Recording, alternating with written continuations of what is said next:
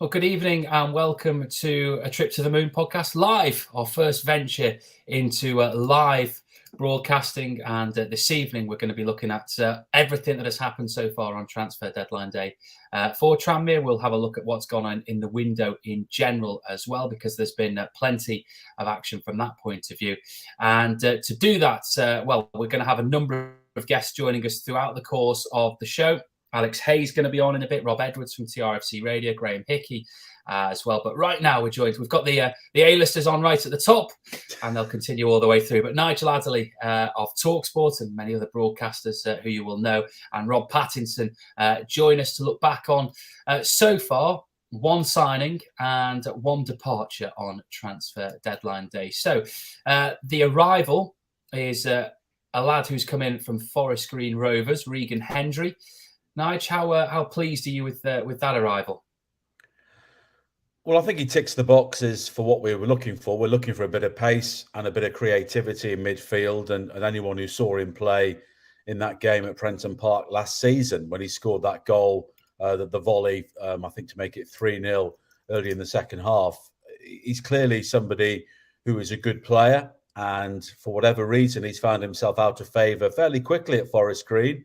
Having played 21 games in the league so far this season, you could argue that they are bottom of League One and maybe they're looking to move people along and possibly he's not up to the level for Forest Green at that stage at the moment. But I think it's good that he's another player we've signed during this window who got promotion last season, who shows they've got what it takes, and he played a major role for Forest Green doing that. Rob? Yeah, I don't think any of us were really expecting another centre mid to join today. So I think that's a bit of a welcome surprise, especially the sort of midfielder he is, because there's been some suggestion, I think, in the last few days that McAleer might be departing on loan. And I know that, there's often talk of the type of midfielder that Mickey likes to have in the squad. But it feels like Hendry offers something we don't really have there at the moment. We've brought in another League One midfielder, so that's 2 League One midfielders brought in this window. And unlike Walker, this is someone who really likes to operate much further up the pitch. Links play, creates. We've seen him play at Prenton Park, and as part of that side that was so dominant against us last season for Forest Green. And just from watching some of the clips of him today, really, and with a bit more attention than previously, you can see he's got an eye for goal, he's got movement, he's got awareness, and I think it actually just adds into the pattern of the type of player we've tried to recruit this window.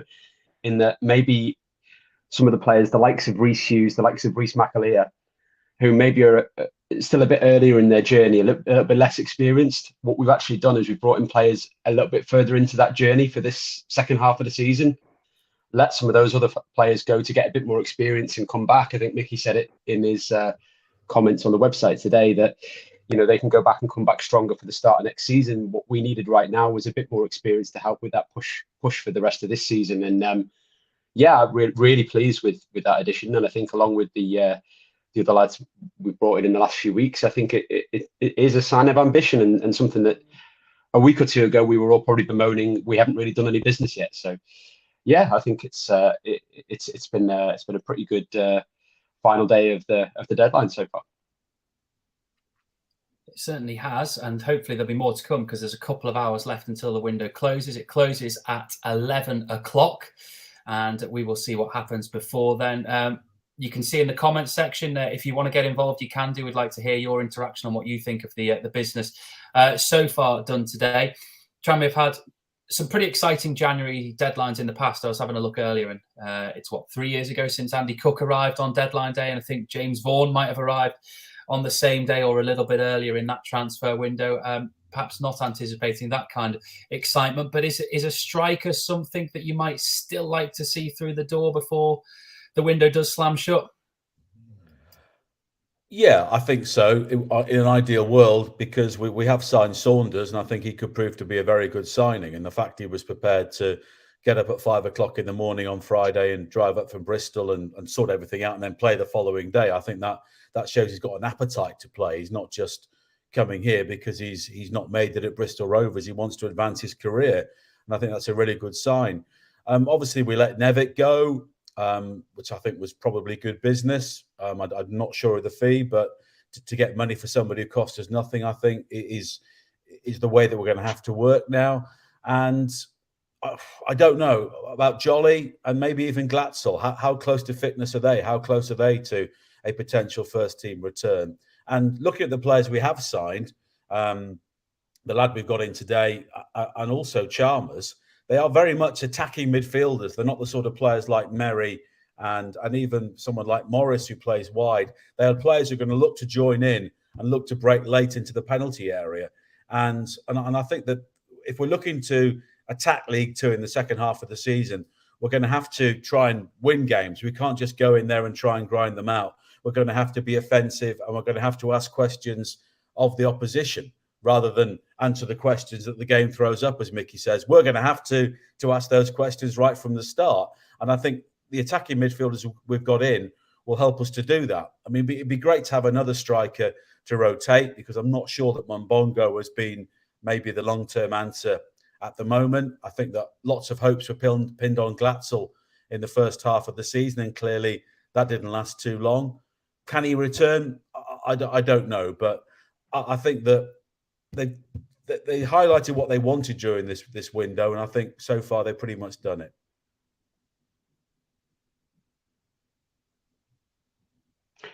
Yeah, I think absolutely echoed that, Nigel. I think the big thing we lacked really was pace, wasn't it? I think identified through the team, we had fullbacks with loads of pace, but then wingers that possibly aren't the quickest, and then with the strike force and the options we had, especially when it was Nevitt or Mumbongo, we were quite one-paced at times. I think what we have brought in, looking across, certainly three of those signings in Chalmers, Saunders, and Hendry, it's pace and it's unpredictability and it's creativity, but they're all players who, maybe are, like I say, a bit further along in their career than some of the development players we had in the squad already. And I was just looking through some of the stats on the signings compared to the players we've let go, because obviously we've had five, I think, have gone so far, 5 or 6.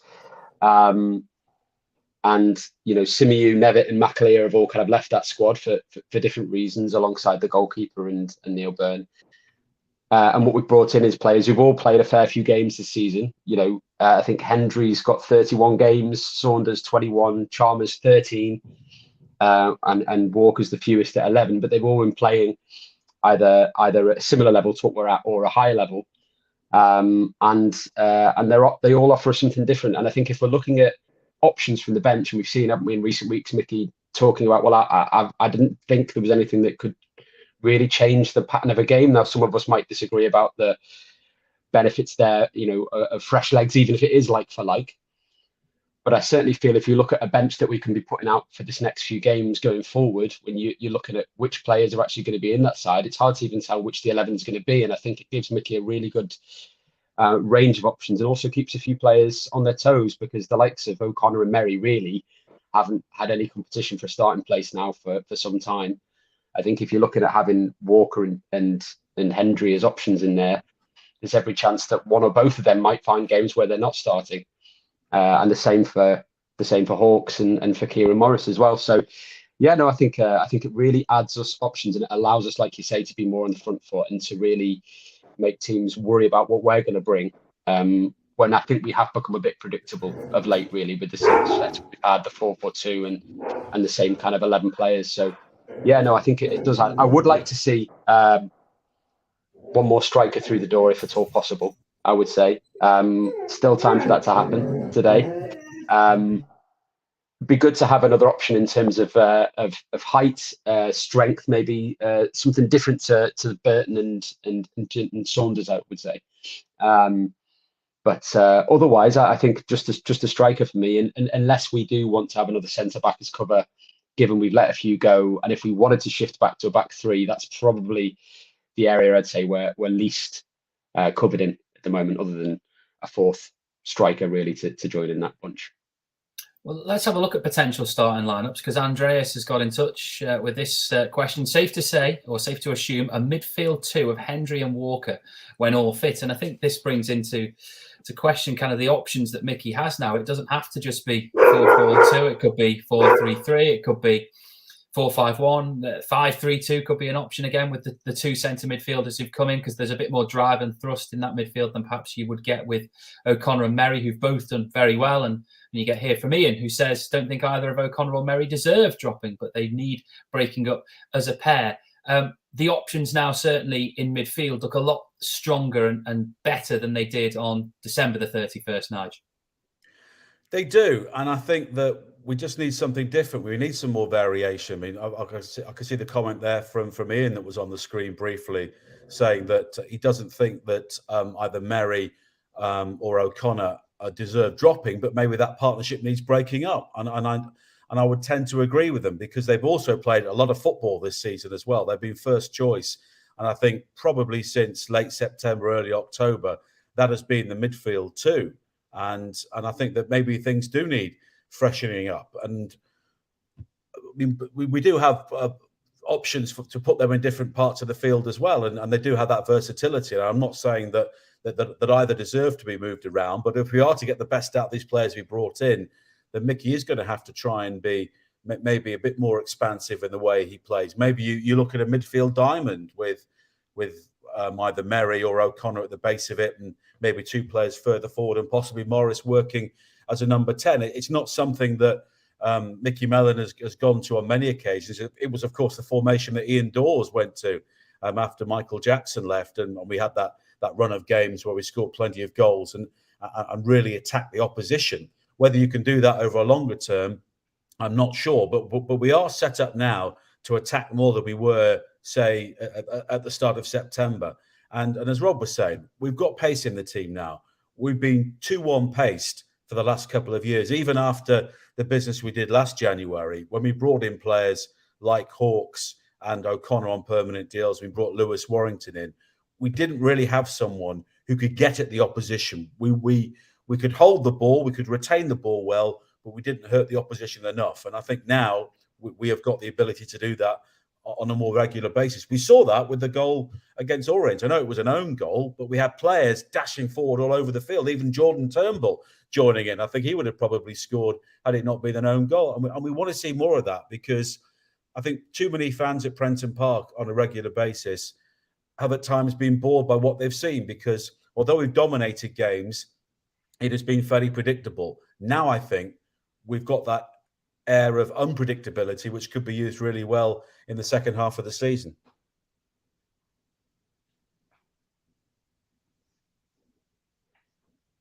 Yeah, I think the ability to switch formation and to have players in interchangeable places is really going to benefit us going forward, because I do feel Mickey has felt he's kind of had to stick to 4-4-2 as well as the personnel. It's also been the system. And we've seen that the diamond can work well for Tranmere in the past. And I think we now have players, especially with someone like Brad Walker, who can, sit as a presence, who can almost drop into a back three if you need it to switch that up. He's played there in his career before, and I think he might be the backup centre-back option if we do decide to go back to a back three as well. But it certainly means we can mix things up. I did wonder when I saw that signing today whether there might be a chance we might see O'Connor or Merry actually go later on today, because it did feel we've now got 4 very strong centre mid options there. And I, as was said in the chat there, I don't think, was it Andreas? I don't think either Hendry or Walker will have come here to sit on the bench, but I also don't think O'Connor or Merry will want to easily give up their place in the side. So it certainly makes it an interesting selection dilemma for Mickey. And, it's the sort of competition for places that you want to see. I think we've all been a little bit disappointed by the likes of Nolan this season. I think McAleer started promisingly, but maybe he's not quite up to pace for this level yet. Maybe he just needs a bit more experience and time out on loan. Likewise, I was disappointed not to see more of Reece Hughes, but again, Mickey's seeing him on the training ground every day, and has obviously decided the best thing for him is to go out on loan and to turn to other options, a player that he knows very well in Logan Chalmers, who he's had under him at Dundee United before. You've still got Paul Lewis, who I think will probably have a role to play off the bench at times this season. We know he does offer a slightly different option in a kind of 10 role or whatever. I'd also like to see, potentially Kieran Morris finding more central positions at times. And if we do shift up the formation into a kind of 4-2-3-1 or even a 4-3-3, something like that, that would allow for Kieran to be that more influential central player. Although, he has, had a really strong relationship with Cogley this season on the right, and those two seem to have a really good understanding together. So I can understand why you'd keep that going. But yeah, pending any other business in or out that happens, I do think it's a really big battle for quite a few shirts, because the same with Chalmers. I don't think he's going to want to be sitting on the bench as an impact sub. I think he's going to think he can challenge Josh Hawkes down the left. And, Jake Burton, Mickey's obviously made clear he sees him as a first team player now, wants him more involved. Mumbongo, I would hope we haven't seen the best of him yet, because, he's struggled a bit since coming back from injury, and he spent a long time out on the treatment table. But he's a player with some pedigree. He's been on the books of a Premier League side. He's probably at a stage of his career where he really needs to be pushing on and playing games. So, yeah, either of those players could still go out on loan again by the end of this window. So we've still got a few hours to see what happens there. But I certainly feel much more confident with this squad as it sits now in terms of potentially challenging for a playoff place than I think I did at the start of the month. And I do wonder whether we've looked, the chairman will have had decisions to make. Do we invest money now, or do we almost write the season off and focus on the summer and save a bit of money for the summer? And I think he's obviously looked at how close this league is and the fact we're only a couple of points off the playoffs, and we've decided to invest for a promotion push this season. And I think that is the right thing to do.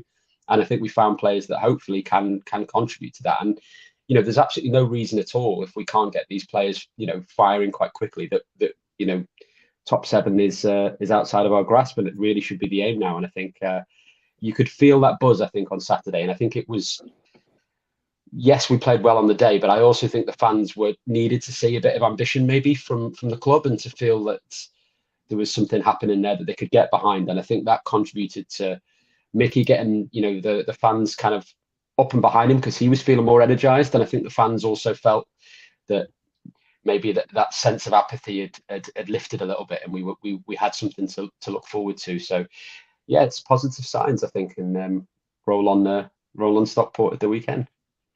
I was going to say, Matt, as well, and it's a question maybe for people on the chat. Are we all surprised that, as we sit here now with an hour and a half to go, that Cogley is still a Tranmere player?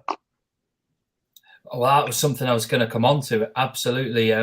Someone who has only got 6 months left on his contract, hasn't he? And could leave, in theory, for free come the end of the season, unless Tranmere manage to tie him down to a new deal. It reminds me a little bit, I've said it on here before, of the Norwood situation in 2019, where the option was there to sell Norwood in January. Could quite comfortably have sold Norwood in January, but financially it just didn't make sense. Going up was worth more than the money that they would have got for James Norwood with 6 months left on his contract. Is that the same situation with a Josh Cogley? Is he the person who could fire Tranmere to promotion, or is he just a vital cog in the reel, albeit probably the best player? Is he as important, basically, as Norwood was in 2019, as we think he is?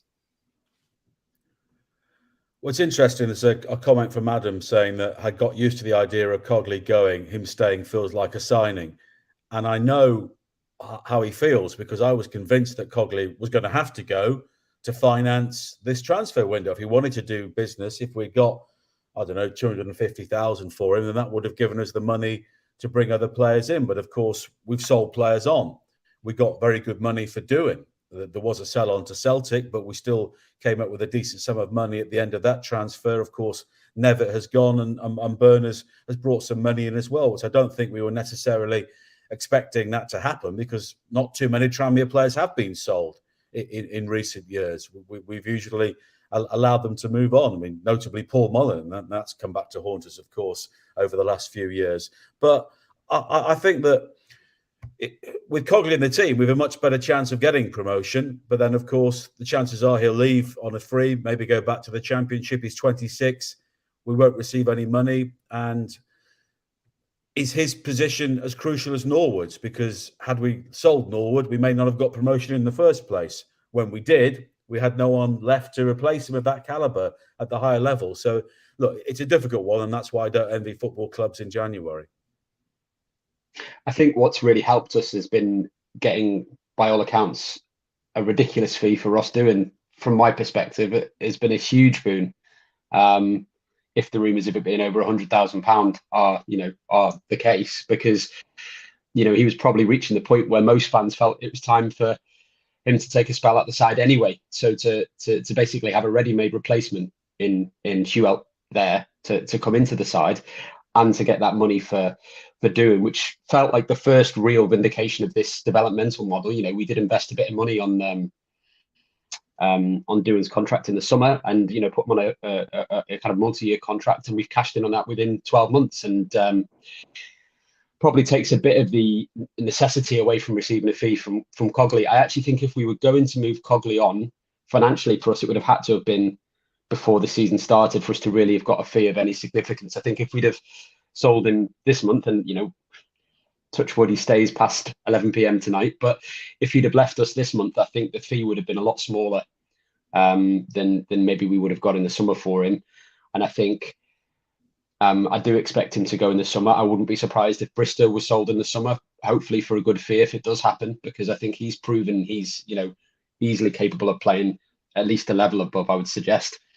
But you can look at Cogley in a few ways, and for me, it comes down on, if we only have him for the 2 years of his contract and he moves on for free, then we've got a very, very talented. We've had a very, very talented player that has contributed a lot to us in that 2 year period. So I don't think if he does leave on a free that's somehow a missed opportunity or a failure. I think it shows it was good recruitment. We found a player who was not doing particularly much in the Championship, wasn't getting game time, and we've really kind of helped to develop him and put him in the shop window for a move to hopefully get on a bit higher up the ladder and be a regular. So I think that can still make us more appealing to other players, seeing a player who's come in and done that and then moving on to bigger things. So I'm glad he's staying. I really look forward to seeing him for the next couple of months. I'm sure he'll be a big part of whatever we do for the rest of the season, and in the summer, I'm sure he'll move on, and we'll all wish him well. But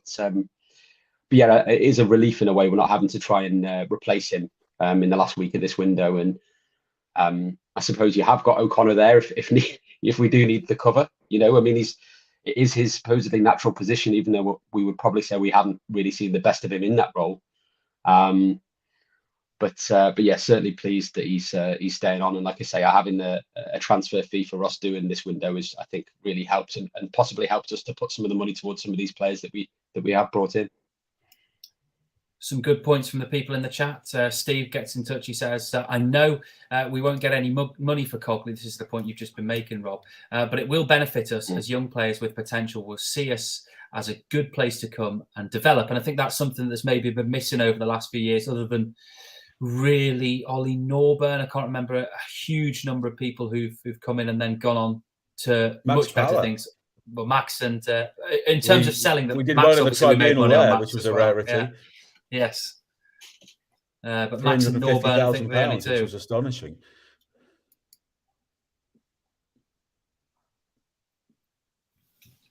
Certainly so. In terms of other players you're pleased to keep, there's a comment here from, I'm trying to find the comment. Pete says he has a feeling that Hawks will be off. Well, Hawks is someone who's really coming into his own over the last month or 6 weeks, hasn't he? And has really kicked on to another level. Again, a player under contract will be very valuable in the coming months. And if Tranmere do manage to keep hold of him for the next 90 minutes, then again, another great bit of business. Yeah, he was one of the players who came in last January, wasn't he? On a permanent basis on the same night as O'Connor, I think. And we thought then that was the building blocks to get promotion, with Kane Hemmings also arriving. We had a really, really busy January last year. And of course, it didn't really work out in the end. And it's a difficult time of year. We've made these signings tonight and we're all feeling optimistic, which is great. I mean, even 2 years ago, when we were very busy, when Keith Hill was able to bring in a number of players, and you have to say that very few of those deals actually worked out for the club in the long term. And when Vaughan got injured, it all fell apart. But I think now we have bolstered the squad.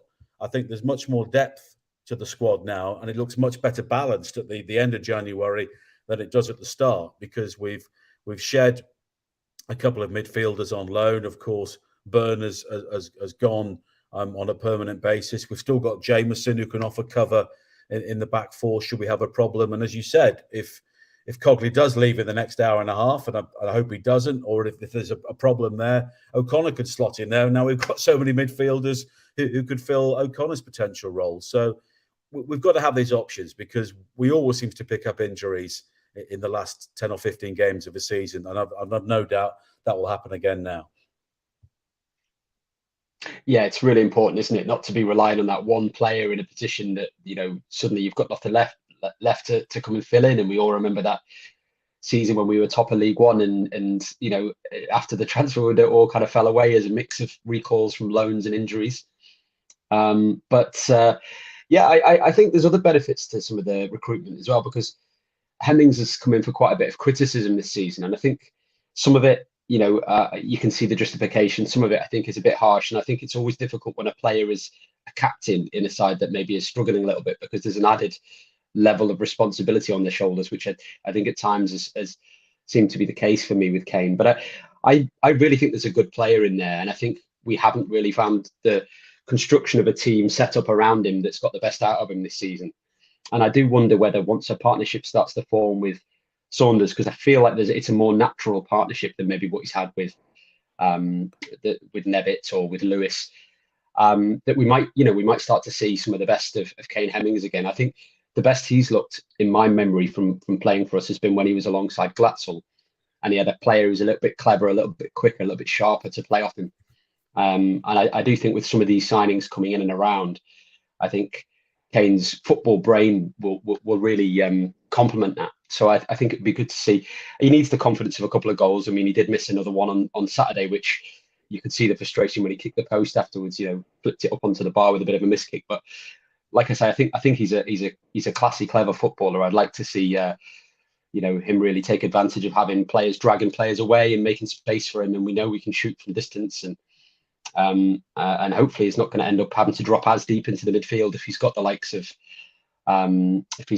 of this new lad that's come in today, Hendry, in that kind of number 10 position, in that kind of position behind the strikers. So I think there's a number of benefits, and the other thing to mention as well is just how good that back four has been as a basis for us, and Davis coming back into that side alongside Turnbull is an absolutely superb partnership. I think that back four would be the envy of any League Two side this season. I just hope that we don't. So that's probably the area where if we suffer an injury, we're probably most, it's the biggest step down to another player behind them for any of that back four, really. But there are options. Like we say, you've got O'Connor there, you've got Merry could drop in at left back, you've got Walker could drop into the centre backs and Jameson. So, but I think that's probably where you'd see the drop off if we did get an injury. I'm excited to see how they gel. I mean, it was only one game that some of those new players, a few hours in Saunders' case of training, and there was already real signs of promise there, wasn't there? So,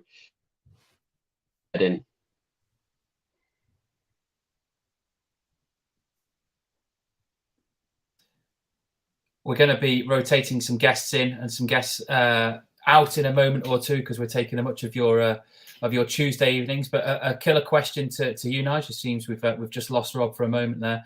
Are Tranmere now, having lost 6 players but brought 3 in, a stronger squad than they were 31 days ago? Yes, much better balanced. And I think that Mellon will have a much better idea of who we can bring into the team now to make us more offensive and make us more exciting. I mean, we were promised goals at the start of the season, which was possibly over-promising with the squad that Mickey Mellon had. But I think now we've got creativity, or we seem to have creativity in the team. And that's the most important thing. I mean, as Rob rightly says, Kane Hemmings comes in for criticism, but has he actually had the service that he probably thought he was going to get when he arrived at the club this time last year? I mean, he's often feeding off scraps. He's often playing on the wing to try and make something happen for the team. And I think at times he has sacrificed himself to try and get the team going. But I think now with these players who maybe have a bit more of a perceptive through ball in them, or a decent ball into the penalty area, we can see a better Kane Hemmings. And if he's got a strike partner alongside him who offers great pace, then that's just going to make life, I think, potentially easier for him. I mean, his record's not too bad. Over a year, he got 15 goals. And we were looking to get a striker in who would get 15 goals a season. And Hemmings has basically done that. But unfortunately, things fell away when he came into the team last season, and things haven't started the way we wanted to this season. But I think that there is no doubt he is a potential promotion-winning centre forward in League Two. Rob, I don't know if you heard the question because your internet dropped out momentarily, but the question is, are Tranmere a better squad now than they were 31 days ago? I think 100%. I think in every area where we were lacking, we've addressed it in some way. I think, like I say, pace was the biggest thing. Goals was the next biggest thing.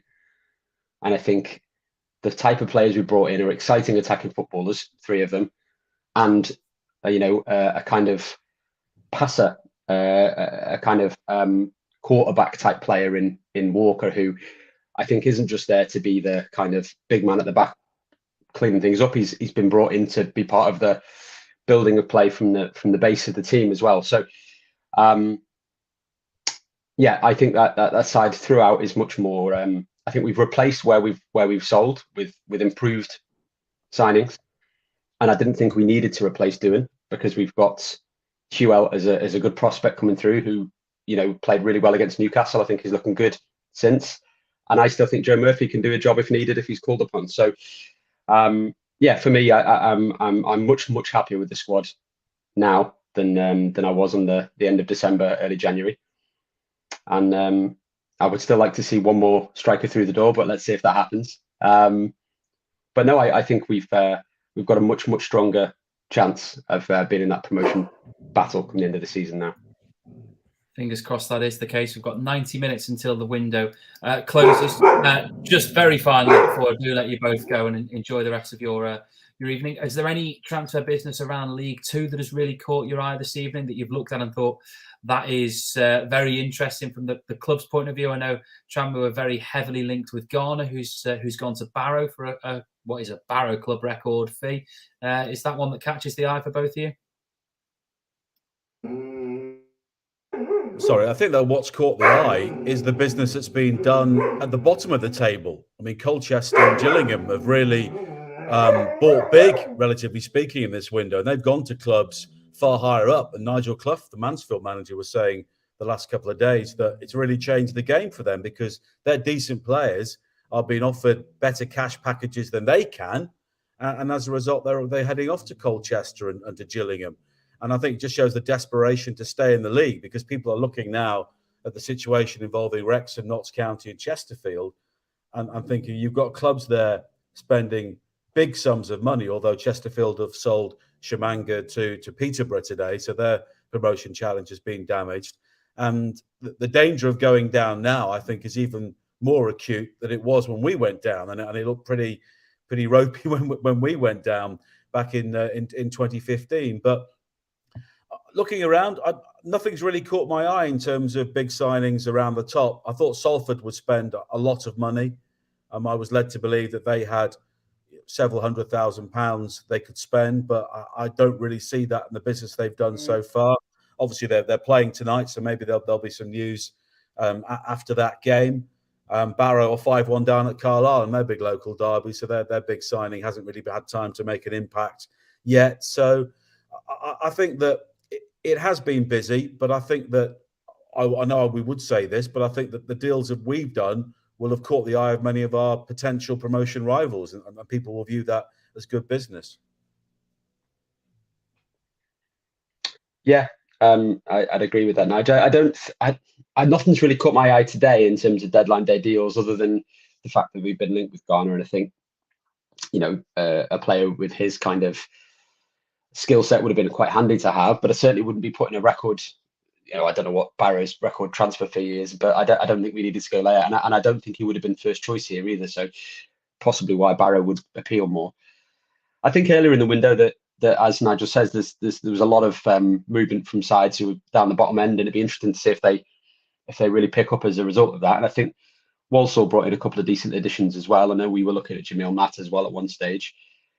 But I don't think, I mean, pending anything late that comes in that catches the eye, I don't think there's really been any standouts that I would say other clubs have had a particularly stronger window than we have. I would think, as Nigel says, we're probably up there with the sides that other teams are looking at and thinking they've definitely strengthened here. And it'd be I can imagine there'll be some discussions when we're playing teams as to exactly how they're going to work out how to deal with some of the problems that they may face coming up against our lineup, really, especially not knowing what side we're going to be putting out there, which is going to be good to see. So there's been some interesting League One kind of deals and things. Maybe there was the lad from Sligo Rovers that we were interested in. He's gone to Cheltenham, hasn't he, today, I think.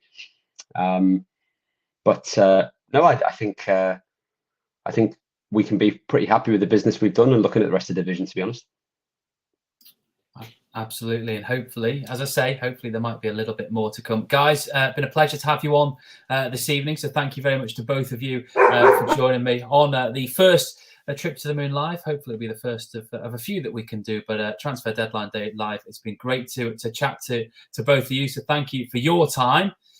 And on your departure, we will bring in two more well-known people to regular podcast listeners and to those who've been to Prenton Park over the last 20 odd years as well. Alex, you've got to go back a long way, I'm afraid, for it to be 20 odd years since you played. But Alex Hay, former Tranmere striker and scout, joined us, and so does Graham Hickey, who's been on the podcast many times before.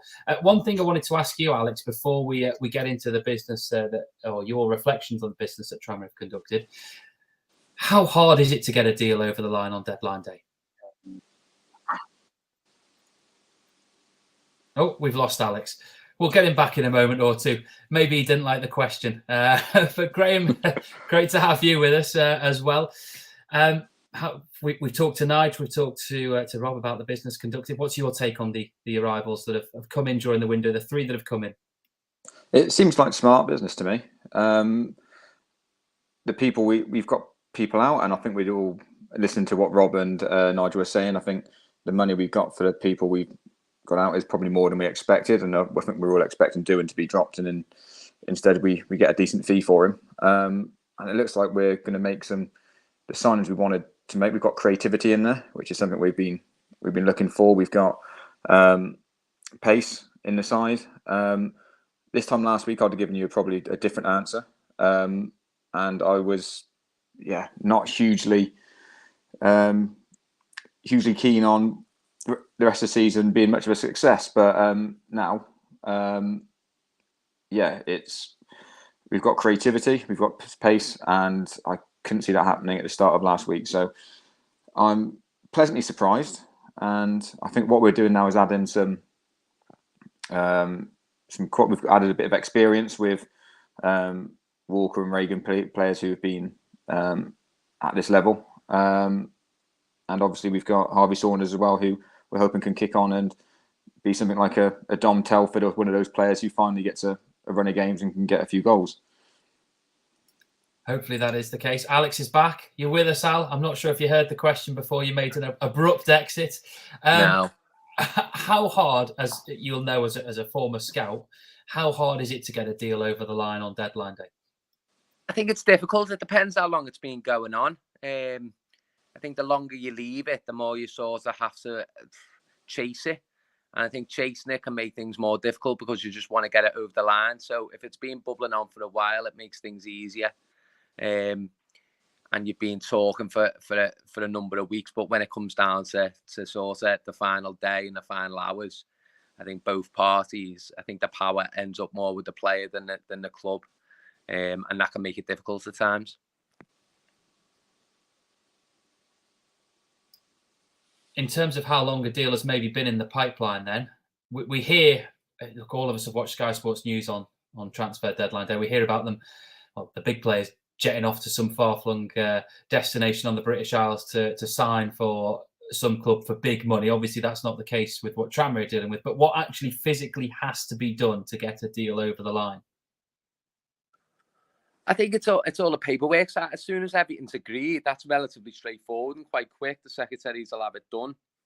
The agents will get it sorted. But I think it's more the agreeing the terms and things like that that can take the time. And if there's more than one club involved and a player's got interest from more than one club, it's having the time to sort of sell what you're trying to do with the club as well. And that can sometimes be difficult if you haven't got the time and a sort of face-to-face sort of thing that you can do.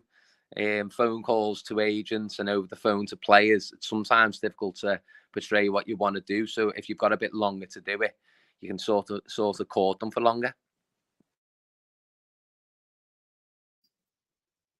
And obviously, that courting process can go wrong, as we have seen with Everton try and sign Dan Juma and then Spurs pipping them to him. I think it happened with Tranmere once, didn't it, when they were bringing Ian Thomas Moore to the club, or Ian Moore as he would have been then. And he was on his way to, I think, to sign for Oldham. And Ronnie gave him the call and said, do you want to come to Tranmere instead? And of course, he ended up at Tranmere, and the rest is history.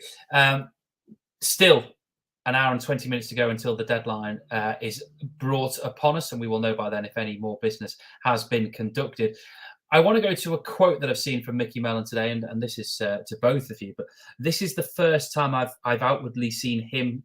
I might be wrong, but this is the first time I can remember him talking about outwardly going for promotion this year. So this is with regards to the arrival today of Regan Hendry and the departure of Rhys McAleer. And he says, we know Regan from his time with Forest Green last year, where he was an integral part of their championship winning side. He's a skillful playmaking midfielder who is agile and lively and will be a great addition to the team. The signings of Brad Walker and Regan Hendry mean we have significantly strengthened our midfield in this window in order to try and make a promotion push. Am I wrong in thinking that's the first time he has outwardly come out and said, this is what we're doing, we're aiming for promotion this year? I mean, we'll hope and believe that the aim could be promotion, but it's a little bit different when the manager actually comes out and says it. I'll let you go first, Graham. Cheers, Alex. I think the last 10 days or so, the interviews we've seen from Mickey have gone up in positivity, and I was this time last week not thinking of a promotion push, but it's great to see we've made a signing in Regan Hendry. And then you look at the comments that the Forest Green fans are leaving on Twitter and saying, why have we let him go? And there's a lot of positivity around him. And he's also a player who's played a number of games in League One this year. So it's great to hear that, instead of Mickey trying to calm expectations a bit, which we've seen in recent weeks. And they're often the comments of, we're a well-run club, we've got to run within our means, and we're dealing with teams with much bigger budgets, which we're aware of. But to actually hear that we're actively going for it now is... hopefully that gives Mickey a bit of a spring in his step and the rest of the squad. But yeah, if Saturday's anything to go by, we beat the top of the league. We beat what is supposed to be the best team in the league, and we've added some extra quality to that. So hopefully we'll just go from strength to strength. And and if something else happens in the next 80 minutes or so, it could be an even stronger squad we've got going into the remainder of the season. Yeah, I think it's just positive. I think from Mickey's perspective, this might have been the one that he wanted, to give him the boost that he's got a player. He sort of courted this player. He obviously likes him, and getting someone from a league above who's played so many games so far this season in the league above is a coup really, and it says a lot about what sort of Mickey's been after, what he feels we needed strengthening in. And he's gone and got his man really. So hopefully that's the positivity we need. And I think going forward, I think it's given the fans a boost, because everyone probably a day ago weren't feeling great, or before Saturday definitely, but a good win against top of the league. And as I've said all the time in this division, you go on a small run and you bang up there again. So hopefully this will give us a little bit of momentum going forward. Everyone's got a positive shot in the arm, and we can go forward from there. And it's important to carry that momentum now, isn't it? Because I wouldn't say there were false dawns over Christmas, because there certainly weren't false dawns. It is now 1 defeat in 6, and there was a period of back-to-back victories. But certainly need to start stringing together 3, 4, 5 wins in 6, 7, because that is when you'll really push up the table. And the table is so tight and congested that if you can get those victories, you're going to move up reasonably quickly, especially as you're in all likelihood be taking points off other teams. And for those who have maybe been focusing on deadline day and not on what's been going on around the league tonight, there have been 3 League Two matches. Carlisle have handed an absolute battering out to Barrow. They've won 5-1 at home to Barrow, which is going to leave them 1 point behind Northampton, who are third. Carlisle are going to be fourth. Salford, as things stand, they've played 9 minutes of injury time and it hasn't yet finished, but they're 1-0 up against Walsall. So Salford will move a little bit further clear of Tranmere. In fact, they'll move into the playoff places with that one, Salford. And the other game tonight is, I guess it affects Tranmere to a degree because it's Crewe 1, Stockport 1, and Stockport are one of the teams who've been above Tranmere in the table. So big results if those go through tonight, or well, they have gone through. I'm just trying to find out actually if that's the live league table or if it is. No, it's not a live league table. So Carlisle will now go third outright above Northampton by 2 points, and Salford will move 4 points clear in 5th place of 8. So interesting results, and Tranmere are going to need a little bit of momentum if they're going to be able to close those teams down.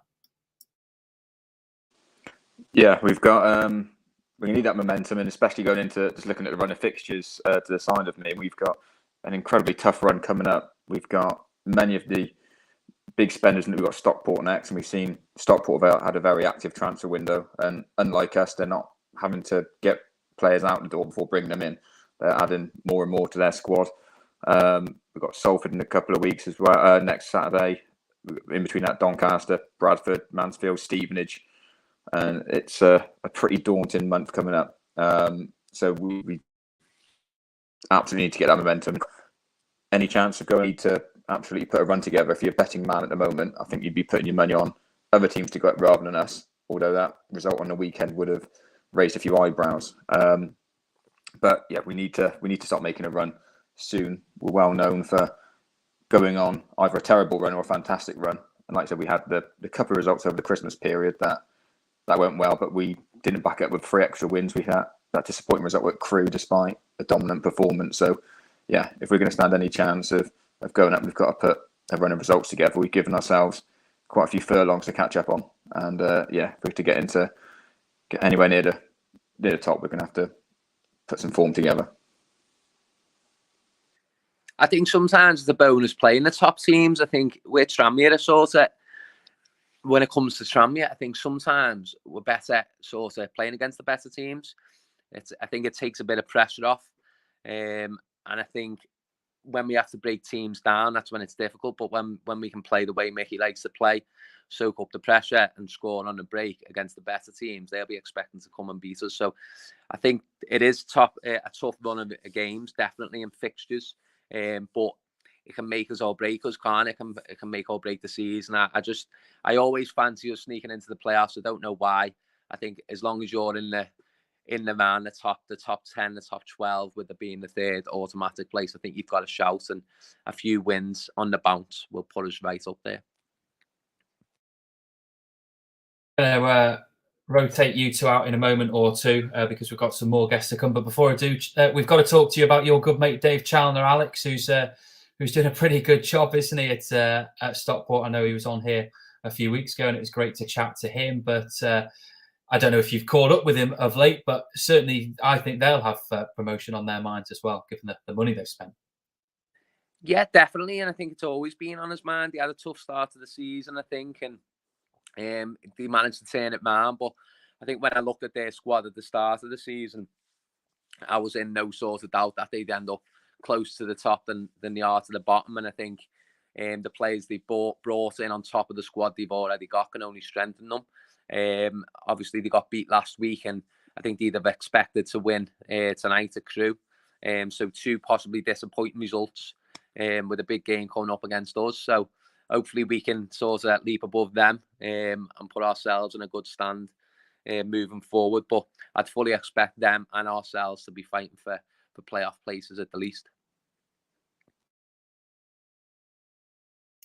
Who are the teams that Tranmere should be most concerned about at the moment, guys? I think it's hard for me. Graham will know more because I haven't seen that many games. I think just that the teams who are obviously full of momentum and are winning games, they're the ones because they're full of confidence. So Graham will obviously know more than me on this side of it. So I'll be interested to listen to this as well. I'm just quickly getting the form table up as we speak as well. But I've been surprised. We've seen Gillingham. I'm not saying they're the team to watch out for, but there's some business that's gone on at Gillingham, which is, well, they scored more goals in the last 5 games than they have all season, which isn't much to go by. They've only scored 8. But teams to be wary of. I'm always just wary of the likes of the big spenders, Stockport, Salford, Mansfield as well. Northampton always seem to be there or thereabouts. Teams to be wary of. I know a lot of people say it's not the strongest league in the world, and it's one of those cliches where everyone can beat anyone. But I think we just need to worry about ourselves more than anything and just get our results in. And as cliche as that sounds, I think for many years we've all been scared of Salford's spending power, but they've never quite made it. So the teams I've generally been, and Bradford as well, we always expect Bradford to be there or thereabouts. They're a massive club in this league, the amount of fans they get in there. But saying that, there has been some pretty interesting business by a lot of clubs and quite a bit of spending going on as well. I think Stockport's the one that's caught my eye, the amount of players they brought in to add to the quality they've already got. And the fact that I think they're getting used to the league now, and then they're hitting some form. Although saying that, they're hitting some form and actually towards the bottom of the form table, so I'm not going to take that. But I can see them pushing further up the table, and if we can get a result there on Saturday, I'll be more than happy. But yeah, I haven't fully answered your question there, Matt. But I'm just scared. I think if you look at it as well, we proved Saturday anyone can beat anyone. We were playing top of the league, and everyone looking at them to sort of run away with it. And we've gone and beat them. So, like Graham said, as much as we can worry about everyone else, we've got to worry about ourselves. And I think we should be going into every game thinking we can win it, because I honestly believe that we can. It's been a difficult season up to now, but sort of positivity-wise, I think Mickey's got a player that he's been after. The other signings are being good and positive, and I think everyone's pushing in the right direction again. Let's just hope we're all on the same sort of train again after next week. And some difficult fixtures. I think, is Matt left there, or is he? I think Matt's left it to us now, Alex. So left it to us. Yeah. Oh well. What else have you been talking about then, Graham? So I joined at the same time as you, Alex. So it's prior to us we had Nigel and Rob. Yeah. But it might not be that interesting for everybody else. But prior, one thing I haven't said thank you to ever. It's the first time I've spoken to you in person, Alex, for ever, I think. But I had my photo with you back in 2001, and then I sent that photo to you to get signed, and you sent it back, and you wrote a nice letter to me, to which made my day. Oh well, I was always trying to be nice and kind. I had no wrinkles then either, so. Well, I think my feed might have dropped out for a moment or two then, but guys, great to have you both on. Thank you to both of you for joining us this evening. For Alex, for giving your insight on what happens on deadline day as well. And we will get you on the A Trip to the Moon podcast again very soon. We've got Rob Edwards joining us as well. Rob, great to have you on. Hopefully you can hear us. I can hear you. No, hopefully you can hear me. We can hear you, which is what matters. So there's an hour and 5 minutes to go until the transfer window closes. At the moment, no indication as to whether there might be any late business from Tranmere. But in terms of the business that they have conducted, I know we've spoken about this to some of the guys who've been on already. And if you did miss the start, don't worry. It's going to be on. We'll be able to put the full thing back up as well. But 3 players who've come in. A big win against Leyton Orient on Saturday. It feels like the mood has very much changed over the last 4 or 5 days. Well, it is, but it's highs and lows, isn't it, over the course of the last month? We know how much a win can really boost the fans' confidence, morale.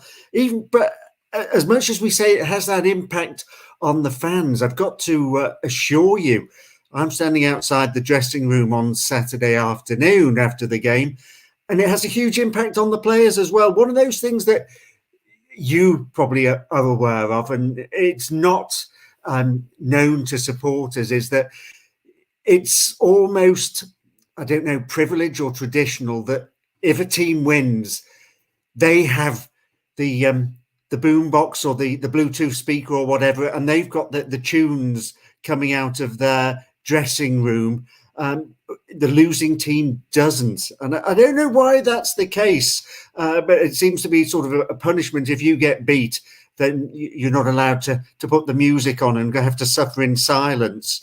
If it's a draw, it's often the case, unless it's a cup tie away from home and it's a huge performance, that you don't get to listen to music from either dressing room. But last Saturday, I have to tell you that the music was coming out of the home dressing room. I don't know who's in charge of the tunes these days. Didn't recognise too many of them myself. I have done in days gone by. Some of them, I think you can say, are old school, and certainly last season you'd be surprised at some of the tunes you do hear coming out of the dressing rooms. But Rovers, the tunes were playing. The players were coming out with a smile on their faces. I didn't get to see too many of the supporters after the game because I was waiting for players to shower, moisturise and get themselves ready to see their adoring public. But certainly the feel-good factor was there, and there in abundance.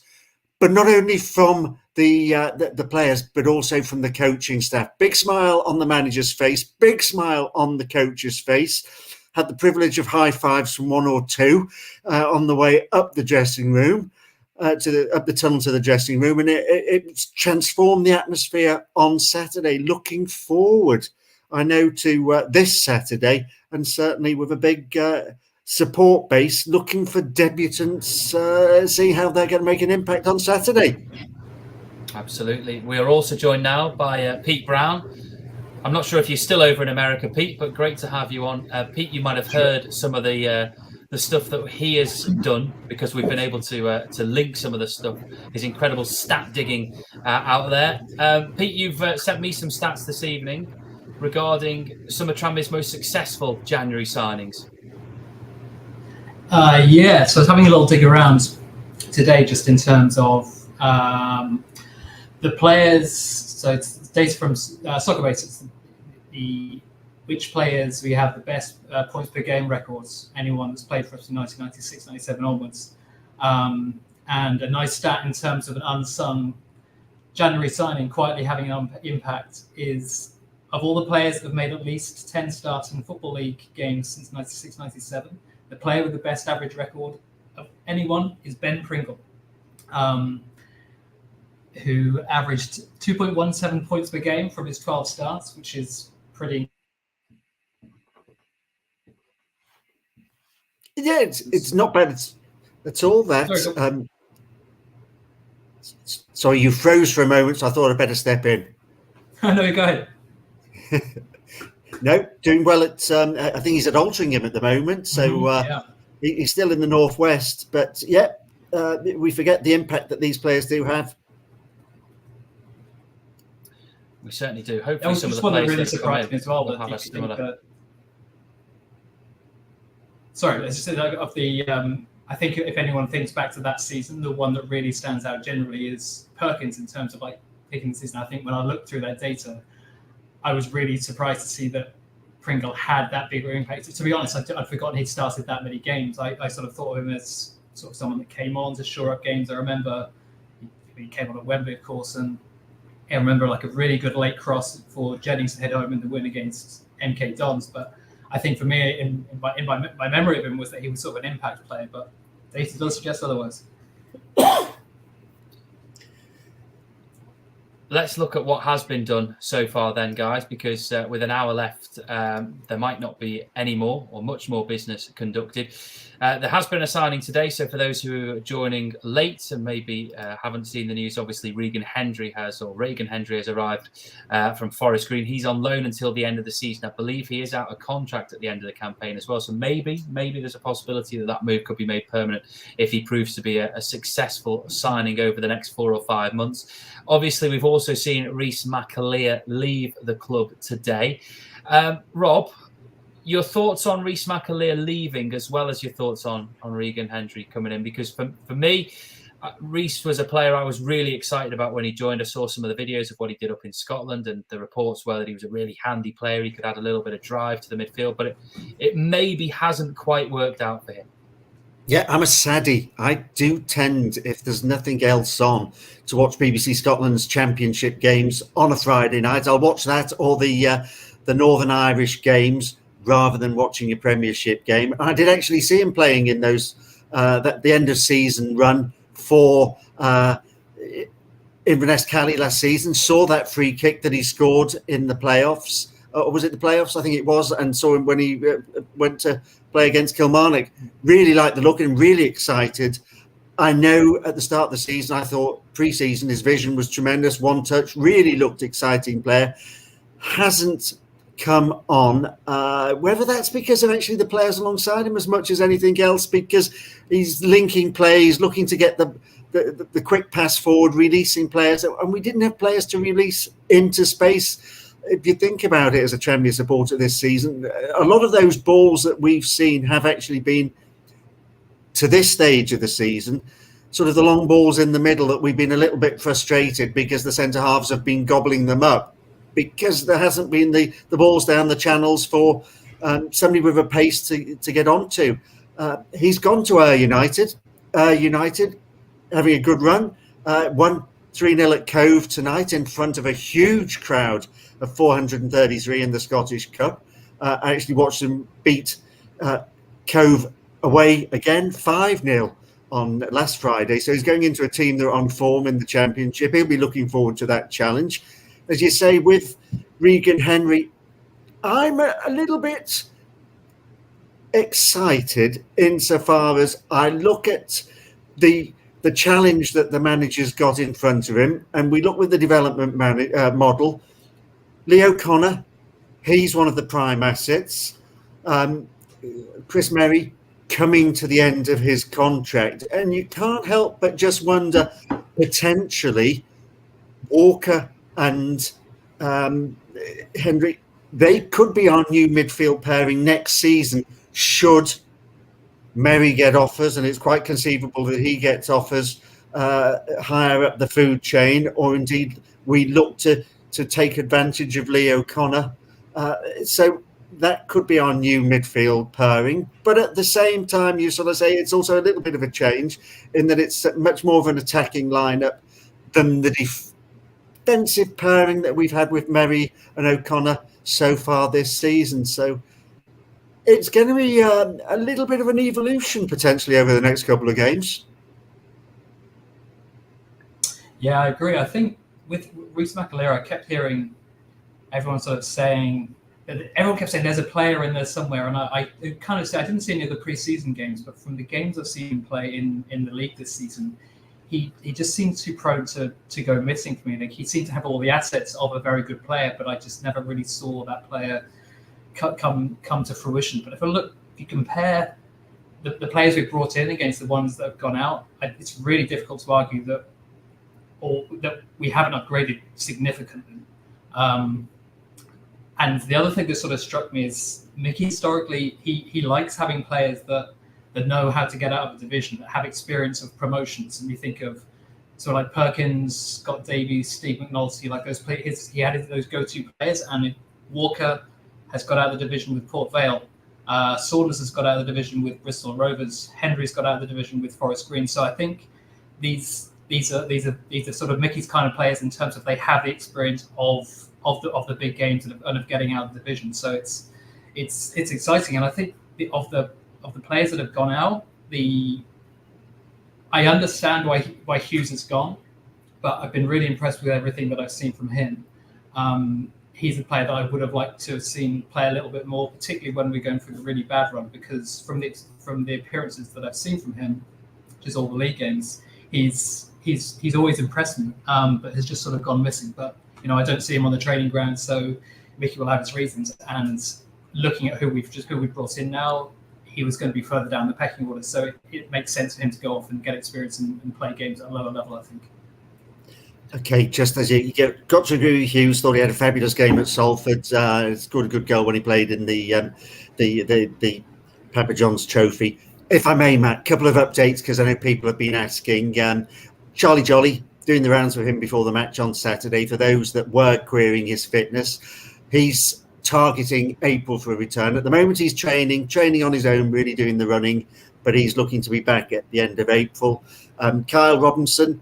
I saw him game before last, the boots off, not sure where he's at with training as of yet. Glatzel, I have to say, I think mentally the injuries have, for a young lad so young, to have those many injuries, I think he's got to be 100% before he comes back. So I think it's unlikely that you can look towards him.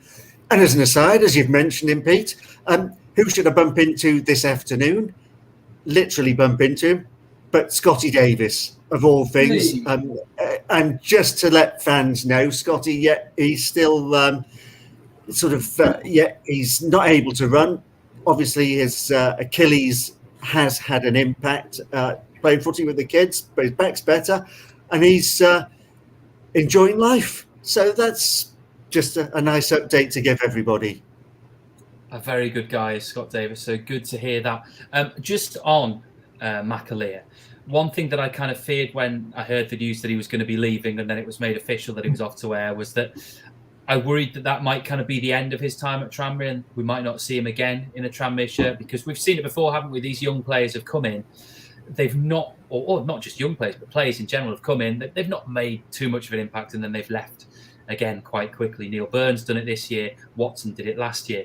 But Mickey has clearly indicated that McAleer is very much still in his plans, because he said on the arrivals of Hendry and Walker that it meant young Rhys McAleer wasn't going to get as many minutes as we would like him to help develop him as we believe he can. The loan to Ayr will give him that time, and hopefully he will come back to us to be a regular starter next season. I'm very pleased to see that he is someone still in the plans. Yes, indeed. And I think we've got to emphasise that from what I was hearing behind the scenes, the impact that he made last season with Inverness Cali meant that there was a huge amount of interest in him from the Scottish sides in the Championship, more than just and other teams. And we look not only with regards to giving him hours or minutes on the pitch, but also with regards to Rovers being a business, and you look at the assets and whether they're performing or not, if they're not going to be getting the minutes, you're still actually covering the cost. And if you can perhaps offset that with a loan that enables you to bring in other players, it makes perfect sense. And I think that's one of the other positives for this window. There's fringe players or surplus players who have been managed out. And that's something we haven't managed to do too well over the course of the last couple of seasons. We've got those players out, generated the money which Mickey was identifying was required, and managed to bring players in. Just as you referred to Neil Byrne, I have to say, Tony Coombs, chatting to him, went to the Bradford-Stockport game, or the Stockport-Bradford game last week, as his want to take in a game at any opportunity. Yet to mention, Neil Burns was the star player, head and shoulders above everybody else on the pitch. So it's just strange the way it works out. Yeah, Byrne, I think his first game he looked really poor. I remember Jameson had his first game was really poor, but in both cases, every time they appeared after that, I was really quite impressed with them. On McAleer, I think to an extent, everything I just said about Hughes kind of applies there as well, insofar as it makes sense for him to go out and get games, because he was already a fair way down the pecking order, and he would only be further down with the signings of Walker and now Hendry. So, he's better off playing every week at Ayr than he would be being our sort of fifth or sixth choice midfielder. I mean, one thing I was going to ask Rob, it sounds like you'd know better than me, but it's a recurring criticism of the way Mickey's used McAleer is that he's been used more defensively than perhaps is his natural position. And I know that was a similar criticism was made of how Mickey used Ryan Watson, that, you know, sort of scoring pretty regularly for Northampton before he came to us, and has done well in a more sort of advanced role for Salford, but just didn't really work out for him in a more sort of defensive role with us. From what you guys understand, is that sort of true of McAleer as well? Were we playing him in a defensive way that perhaps didn't suit his game? I get the impression, seeing him play pre-season, you got excited. It was one touch. He was picking out passes, and indeed he scored a decent goal. I think it was against Huddersfield pre-season. Looked good against Hearts. Because predominantly at the start of the season, my perception was that our attacking threat was coming through the wing backs. There was often an expectation that the two midfielders, as we've seen with O'Connor and Merry, would in many instances fill in that gap when the wing backs went forward. Admittedly, a lot of the time when McAleer was, we were also playing with five at the back, which was placing even more emphasis on those wing backs to come forward. So he was a little bit of a defensive, or certainly a holding midfielder in when he was at Inverness Cali. I think he was adapting his game, but we've got to remember, even though you look at him, he's still a very young lad. He certainly is, and hopefully he's one that could still develop and come to fruition in later months for this loan spell. So 48 minutes to go until the transfer deadline passes, and if there is any news over that time, we'll try and stay on to catch it, but we won't drag you out of bed for too long, to realise that it is getting very, very late now. Let's talk about the other players that have come in this window, because we could just kind of do with a general roundup, really. Chalmers is someone that I very much like the look of. Walker, we haven't seen a great deal of so far, but as we were saying right at the top of the show with Nige and with Rob, there are a lot more options in the squad now and what to do with it. It's not just a straightforward, well, it's going to be Merry and O'Connor in midfield, and it's going to be Morris and Hawkes out wide, and it's going to be Hemmings and Nevitt up front. Obviously, it's not going to be Nevitt now because he's no longer with the club, but actually, there are probably 4, 5, 6 different ways that Mickey could play depending on which players he wanted to put out on the park. Yeah, that's totally right. And if you look at I think you saw a really good example on Saturday of how just new players gives everybody a lift. It sounded like the atmosphere was great towards the end of the game as well. But I was sort of thinking back to the Christmas wish list that I sent in for the Christmas episode, and Saturday I really felt like I saw signs of basically everything I said I wanted in the Christmas. So the first thing was a striker, and Saunders I thought made a really good debut. He's clearly far from the finished article, but he was a total nuisance to the Leyton Orient defence, which was, I've watched too many games this season where the centre halves, Hemmings is having to come deep because he gets frustrated and he tries to get involved, and it was just too easy for opposition centre halves. And you could see that Saunders really gave them a hard time, so that was a plus. Another thing I wanted was a way of playing that the players were comfortable with, and I think we got that on Saturday. But to your point, Matt, and to the question, it felt much more expansive, and particularly later in the game, you could see, we were sort of building momentum, and you could sense a goal was coming, and we just really went for it. We had all of a sudden we had the players to sort of really run at people, and the way sort of James ran across was really exciting. And I don't necessarily think we had the players to do that before. And the other thing that I said at the Christmas episode, that I wanted to see us playing in a way that got the best out of Kieran Morris. And I don't know we necessarily used Morris differently at the weekend, but certainly he had his best game, I thought, in a long time. But particularly, I think a criticism of the way we've been very predictable throughout the season, primarily due to having a pretty small squad to choose from in terms of capable first-team players. And for a long time, the central midfield too has picked itself in terms of Merry and O'Connor. Nolan has not really looked up to it. McAleer we talked about. Whereas now, if you look at what the options are, we've still got O'Connor, we've still got Merry, we've got Walker, we've got Chambers. On the left, I find Josh Hawkes is such a fascinating player to watch, because he's one of those players that I'll often watch and think, he's been totally anonymous. And every time I think that is a time when it'll pop up with the goal. So you need him there for that.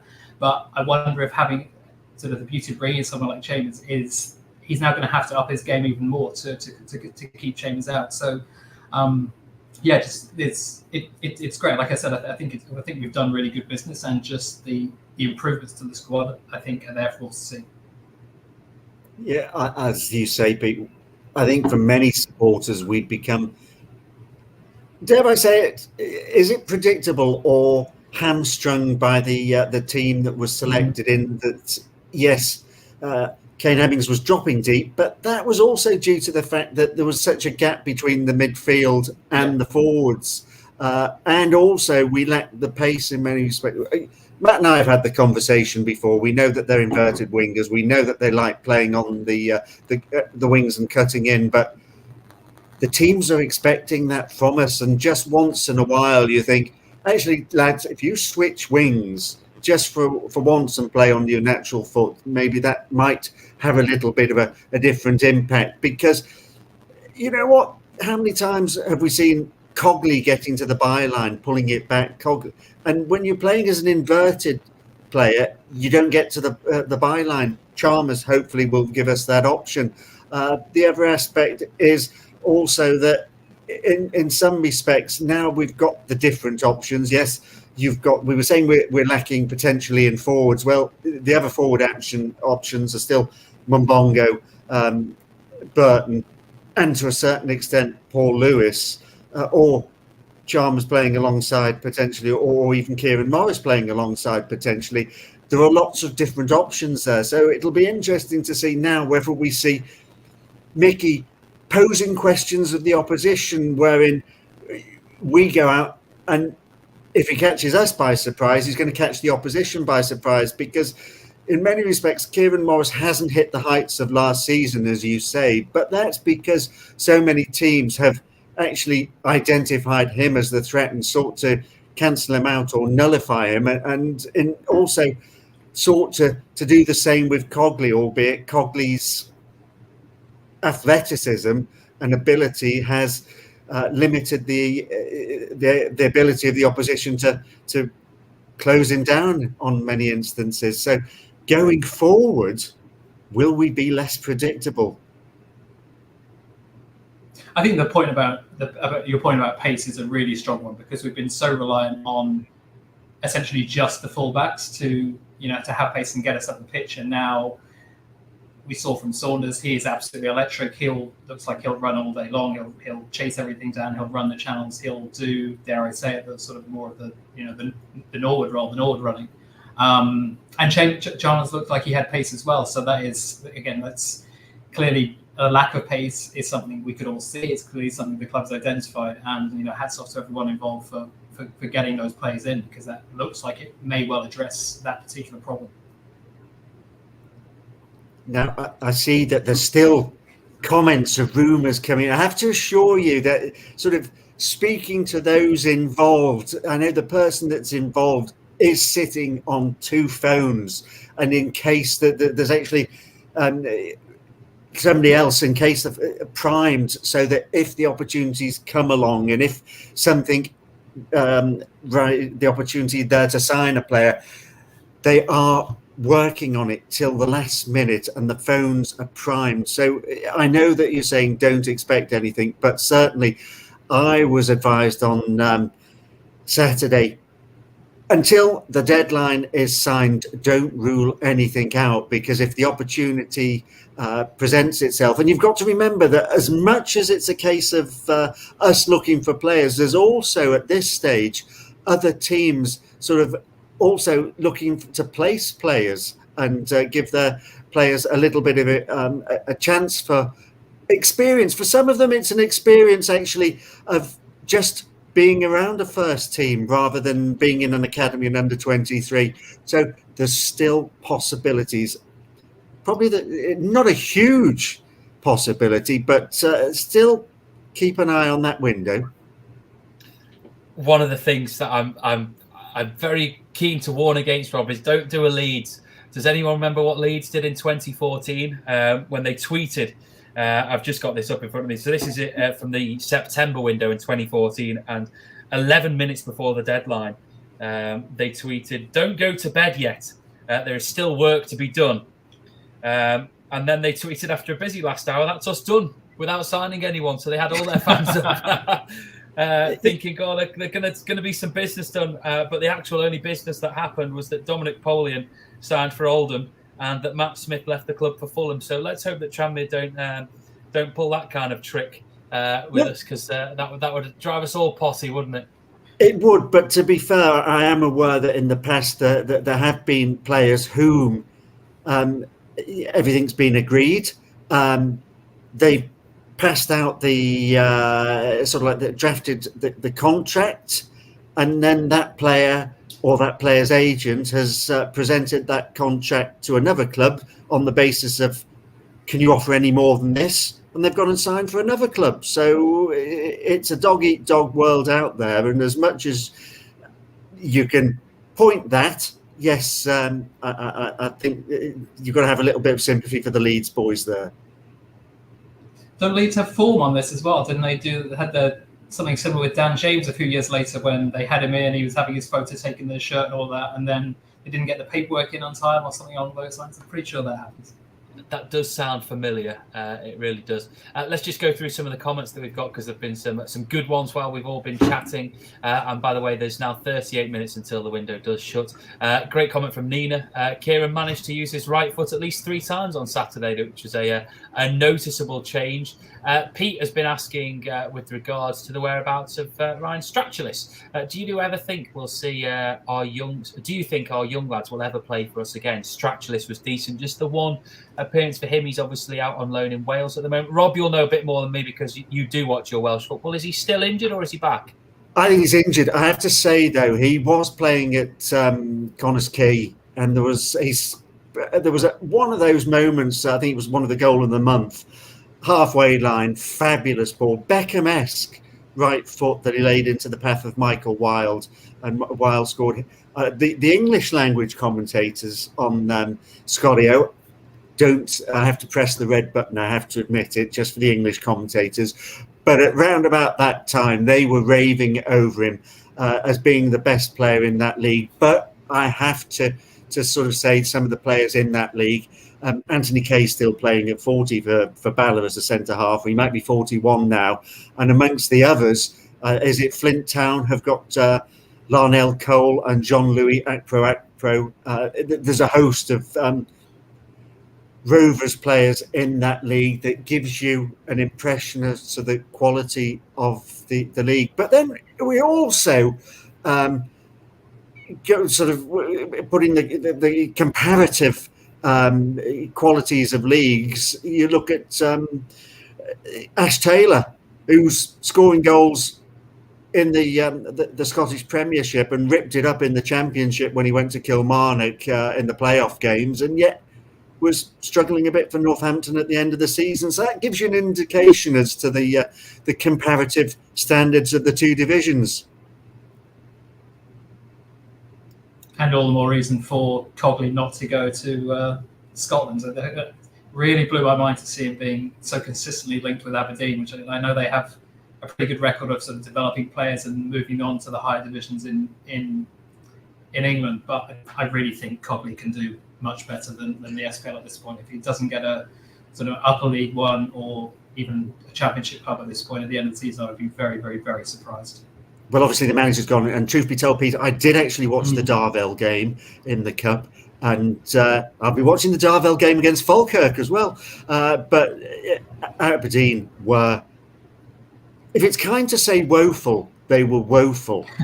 But, and then you see the game against Hibernian, and in comparison to that, they looked like superstars against Darvel. In comparison, the performance against Hibernian was nothing short of embarrassing. And if Josh Cogley was considering, or even his agent was considering, I would walk a million miles away from Aberdeen at the present moment in time. That's really is something that you're not going to look at.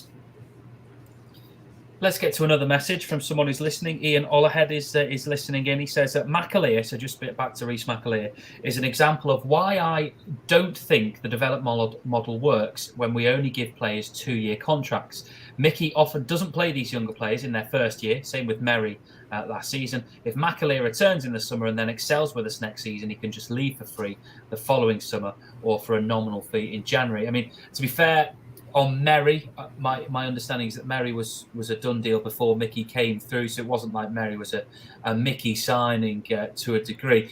But I can understand your point, Ian. My kind of feeling with the development model is that I don't know if Tranmere are ever going to make the kind of money from developing and selling the players that will make a mega difference. You know, like when they were selling your Kumases, your Taylors, your Humes, whoever else for hundreds of thousands, if not millions of pounds. But as we've seen, Ross Doohan has come in and a year later has gone for 100,000 plus, minus whatever Tranmere have had to pay elsewhere to people. So it's worked to a degree, but I can completely see your point, because the same is potentially going to happen with Josh Cogley, isn't it? That in theory he can leave in the summer without Tranmere being owed a penny. But I guess if he helps Tranmere get in to League One, that was the job that he was brought in to do, and it's just a shame that they weren't able to progress at the rate that he's progressed. I think two things on Cogley really. One is, I think maybe someone made a similar point earlier in the show, but there will be players that look at the progress that Cogley has made, and hopefully it makes us a more appealing club to come to, that you can come to, and you'll get the opportunity, you'll be able to develop, and that will be something that will appeal to good players from from higher divisions that are maybe slightly wary about dropping down to our level, whatever that is. And the other is that, yes, it looks like it's unlikely to work out with Cogley in terms of like getting a fee, but Bristow is essentially the same. We're following the same model with Bristow, and he is essentially a left-footed version of Cogley in a lot of ways. And I think there's every possibility that we will recoup some kind of fee for him this summer. So, we're not going to get a 100% hit rate in terms of the players we bring in through this development model, if that's what we want to call it. But there's every possibility we get something for O'Connor if he goes in the summer. There's every possibility we get something for Bristow. We've already got something for Doohan. We've already got something for Nevitt. So there are signs that a development model is working. I get slightly concerned that sort of people could be dismissive of it just because we haven't sort of immediately, replicated what a team like Peterborough has done or something like that. There are sort of, there are positive sides in terms of bringing in relatively young players, developing them, and getting something for them, even if it's sort of huge funds. Yeah, I think when we look at those contracts, there's an awful lot of the contracts now do have options on them that often aren't actually divulged. But certainly when we look at the young players that we're signing now, there's often an option included at the end of it. A considerable consideration is obviously the age of the players, because we know the compensation under the age of 24 also, and things like that. Albeit, look, we talk about Scott Cogley going to Aberdeen potentially, or we talked about it, and the lack of compensation there. But remember, Alan Mahon went to Sporting all those years ago, and we didn't get anything out of that. So history is there in the background. Look, I don't think we probably expected Josh Cogley to be as good as he turned out to be. I think we always thought he was going to be a useful acquisition because when he came to us, yes, we had some form, but he was a championship reserve. He played at Crawley, but I don't think he'd ever been highlighted as having such a star quality that he's demonstrated at the club. He's fitted, and had we known that, we probably would have tried to tie him into longer. But if anybody else had the same opinion, we'd have had clubs from the League One and Championship coming in for him, and we probably wouldn't have signed him in the first place. And the other thing we've got to remember is these days there's such a huge pay differential between the two divisions. I think you look at our division, average wage is probably in the region of 1,000, 1,500. Experienced players getting £2,000 a week. You go up to League Two and it's League One, it's £5,000 a week. Championship, it's £10,000 a week, and then you get the Bentleys if you go any higher than that. So the ability to compete and snatch players is so much more challenging than it ever was.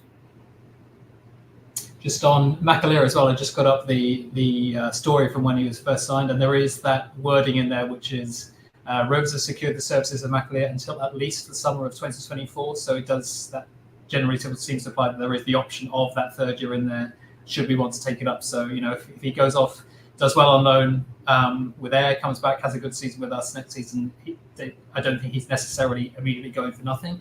If that were the case, it looks like we probably would have an option on a further year for him. I just want to look at some of the other business that has been conducted around League Two, because there's been some signings announced over the last few minutes. Grimsby and been busy. Josh Emanuel has arrived from Hull for an undisclosed fee. That's a short journey for him. Cheltenham forward George Lloyd and Norwich striker Tom Dixon-Peters have both arrived on loan until the end of the season. So some business done there. Crawley, they're having a real struggle this season, aren't they? But they've signed Jack Rolls from Woking and Ryan Schofield from Huddersfield. There's also been plenty of business actually at Newport. They've brought in a lad from Manchester United. Charlie McNeil has arrived on loan, so has Callum Kavanagh from Middlesbrough, both of them joining until the end of the season. I guess of a little bit more interest to us is what is being done at Swindon, at Barrow, because they're still in and around the top end of the table, aren't they? Stockport and Northampton as well. We know that Garner has gone to Barrow for a club record fee from Fleetwood. If you read everything that has been around today, Tranmere apparently were interested in him. Fraser Blake Tracy has joined Swindon, defender joining until 2024. He's joined from Burton, so he's dropped down a division to make that move.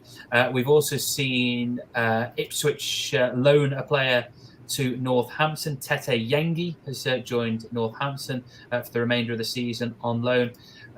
So there has been quite a lot of business, and the other one I just wanted to mention here was Stockport, who've been very, very busy, haven't they? They've signed Aaron Rowe from Huddersfield on loan until the end of the season. 28 minutes to go until the deadline. I'm wary that we are now dragging deep into the night. I'm also wary that as soon as I close down this, something will happen, and I'll completely miss all the big and important news that because that is absolutely sod's law. Not saying that I know anything, because I absolutely don't at this stage. But guys, if Tranmere don't bring anyone else in, but they've kept hold of Hawks, they've kept hold of Bristow, they've kept hold of Cogley. 6 out, 4 in. I think that's right. I was saying 3 earlier. I was completely forgetting that one's come in so far today. How successful a window has it been? I think in many respects, I was expecting a couple more players to leave. But as you've seen today, with those clubs you've mentioned, it's the domino effect in many instances. You refer to Grimsby. They've got the cup run to fund it. Crawley, they sell the striker to Gillingham, so they're replacing him with the money they've got from him. You look at, I think that probably Carlisle, they're the impressive ones for me. And you look at the forward line they've got now with Patrick Gordon from Crystal Palace, Garner and Christian Dennis keeping hold of him. It's the teams that have held on to it. There was even, you speak to here, the managers now in our division, there's an awful lot of them. It's actually more important to hold on to players than it is to add players. If they've got a jewel because they stand out, they want to hold on to them. I don't know if you've seen that suggestion. Connor Jennings has signed for Hartlepool. Yeah, just getting that article up now. So Connor Jennings has signed for Hartlepool, obviously Tranmere legend for what he achieved here. It's been a bit of a struggle for him because of health issues off the pitch over the last few years, but he has joined Hartlepool on a permanent deal, has had a little bit of a loan spell at Oldham. And I believe there was a little bit of talk of Chester trying to get him on loan from Stockport at one point as well, but he has now joined Hartlepool permanently. He says, I'm buzzing to sign for Pools and I can't wait to get started. Once the interest was there, it was just a case of getting everything lined up. If I remember rightly, some of you might have been at the game at Victoria Park, which Tranmere drew 1-1 in the National League era. Jay McEverley, of all people, scored the Tranmere goal, and Connor missed an absolute sitter on that occasion. And Connor was always very happy to speak to you and do an interview with you after a game. He was not happy to do an interview after that day because it was his miss that effectively cost Tranmere a couple of points. But yeah, Connor Jennings has joined Hartlepool permanently. Rob Pattinson joins us back now. I think we'll probably wrap up within the next 10 minutes unless any news does break over the next few moments or so. How confident are you, all three of you? I will start with yourself, Pete, that a promotion push is now very much achievable compared to what it looked like maybe 5-6 weeks ago? I certainly think we're in a far stronger position today than we were at the beginning of the window in terms of the strength of the squad. As I said before, I think everyone that we've brought in is an upgrade on what went out. I think it's a more balanced looking squad. I think, as we touched on earlier, there are far more options to change games if we need to, or play in a different way if we need to than were there before, because we were, as Rob said, sort of hamstrung by the players we had, limited the ways in which we could play. I love to do a season by season comparison. I was sort of looking at the 28, comparing where we are now to 2018-19, and we were only after 27 games, we're only 4 points worse off now than we were then. And we at the equivalent point in 2018-19, we then lost the next 3 games. So if we take 4 points from any of our next 3 games this season, we're going to be where we were after 30 games in 2018-19. But of course, there are 2 very big caveats there, which is at that point in 2018-19, we then won 8 of our next 9 games, which would be quite a feat to replicate. And of course, we had James Norwood that season, and we don't have this season. But I mean, I think we've done really good business this window. I'm really pleased with it, and I think on paper we have a very, very, very not just talented players, but we have players that have been there and done it and know what it takes to get promotion. So yeah, I'm pretty optimistic that we can be. I think probably the top 3 is out of sight, but I don't see any reason why we can't at least have a go at heading towards the playoffs. Yep, playoffs are a target that is realistic to aim for. I think the team or the players that we've assembled are capable of getting results, certainly creating the chances. The crux will be, for me, actually putting those goals away. And it's not just the forwards, it's got to be spread around. We've got to be a little bit more clinical in finishing those chances, taking ownership and taking responsibility for having a pop now and again, and actually scoring a few more goals.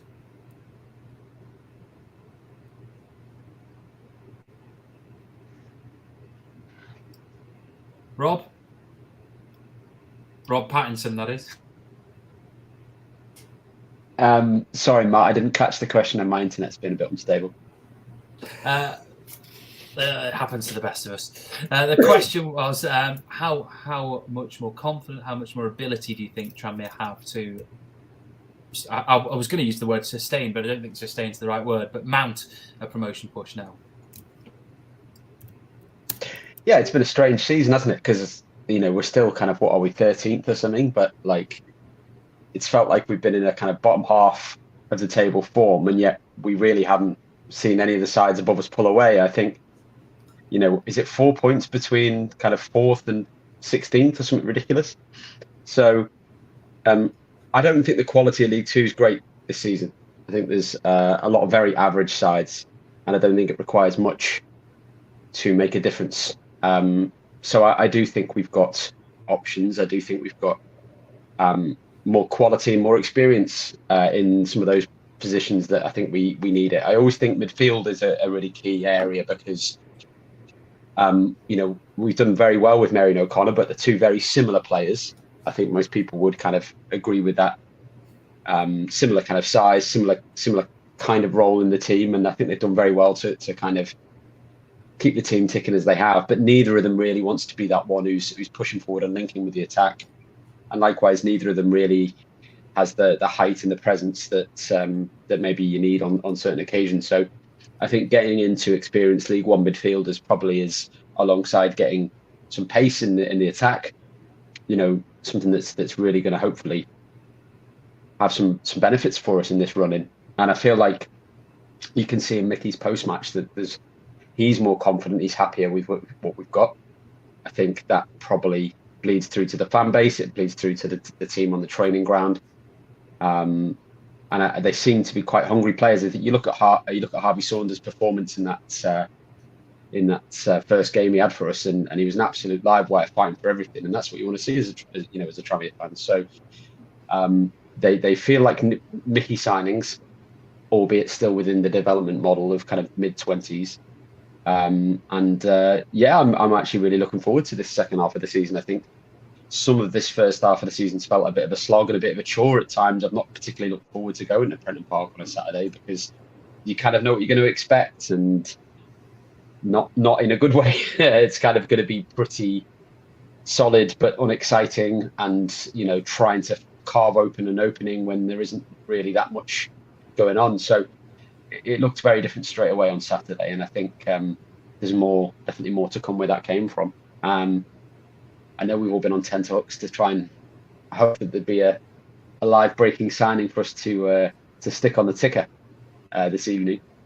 I know in Tranmere Rovers we'll probably get the announcement at 10 to midnight that we've signed someone on loan. There's still time. I would like still to see one more striker through the door. But if we keep the squad as it is, no more players leaving and the signings we've had in, I think we've had a really good window. And even though some of them have come in quite late in the day, it doesn't feel like we're scraping the barrel for signings like we've had some of those late transfer window signings in the past. Your Nicky Maynards at desperation o'clock, where the owners maybe try and dress it up as a kind of a gift to the fans, but really it's that old adage of having to sign someone to kind of satisfy the fans, even though that probably isn't going to make a huge amount of difference to the squad's quality. So we haven't done that. I think the players we brought in genuinely improve us, and I think they gave us something different. I was sad to see Elliot Nevitt go, but if I'm honest, I think Saunders probably suits us more in his game style. He's probably got a bit more, know-how and experience of football at this level as well. He's played in League One, so I think that is an upgrade. And I guess time will tell. I would think over the next sort of 2 to 3 weeks, once that side's bedded in, we should start to see the sort of way we're going to play, really. We'll start to see some of the answers to those questions as to whether it'll be Marion O'Connor or whether we'll see one of those new midfielders or both of those new midfielders take those spots on a regular basis, because I wouldn't expect to see, huge amount of rotation game to game. I think Mickey likes to have a settled 11 and then maybe changes coming in and not rotate too much. So I'll be interested to see how they integrate those new players and which ones kind of get into that starting 11. But I'm optimistic. I think it's been a good window. I was going to ask Rob, because obviously, given your comments, if I may, Matt, you mentioned sort of going to the game and knowing what to expect to a certain extent due to the players that are out there. And look, the four of us will probably go to the same game and have different observations when we come out at the end of it. But given the players that have been signed, are you expecting perhaps from your optimism a change in tactics or a change in the way we approach games for the rest of the season? I wouldn't expect much difference to what we saw on Saturday, but I think that seemed to be a side that felt it could impose itself a bit more on an opposition than maybe we've seen at the start. I think we have seen some slow starts, and we've seen where maybe we haven't made inroads, we start going long a little bit. I didn't see that once on Saturday, and I think we kept trying to play football the way we wanted to play. I think possibly helped us that we were playing a side who wanted to play football as well, and it is still to be seen whether, when we come up against those sides like Walsall did to us, where they really play us with the dark arts, whether we can overcome that. But I don't think it's necessarily. I don't think Mickey ever changes what he wants to do on a football pitch. Particularly, I think we know what a typical Mickey performance would embody, and that's hard work, win the battles, get on top of a team, stay really tight at the back, and create a bit of havoc in the final third. I just don't think we've had the personnel across the pitch to play the way he wants to play, and it's become, without the pace, without the ability to stretch sides, I think a lot of games have ended up in that kind of final third, just not much happening really. And I think it's the difference, Rob, I would say, is that teams, when I say we know what to expect, I think the opposition have also known 100% what to expect from us, and they've known how to work a way to kind of nullify what we can offer.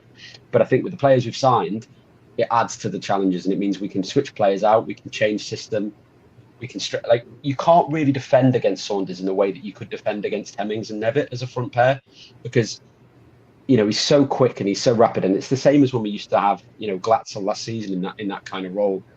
If you can drag players out of position with pace and running and strength, there's only so much you can do at our level to adapt to that. Whereas I think that one pacedness about the way we've been set up a lot of this season, just purely by the personnel we've got, has meant it's quite easy to play against us. So that's where I think we'll see a change, really. So in reality, it's more balls turning the back four rather than perhaps the lumping. Yeah, I don't think players have been lumping because they want to play long ball, but I just think we maybe haven't had the players who can run in behind and stretch.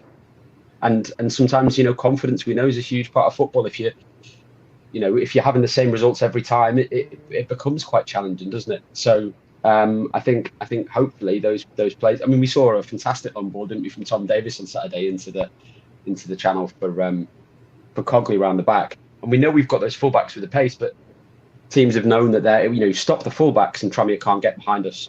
Whereas now, I don't think that they're going to be as comfortable being able to do that, because Saunders can get in behind, Chalmers can get in there.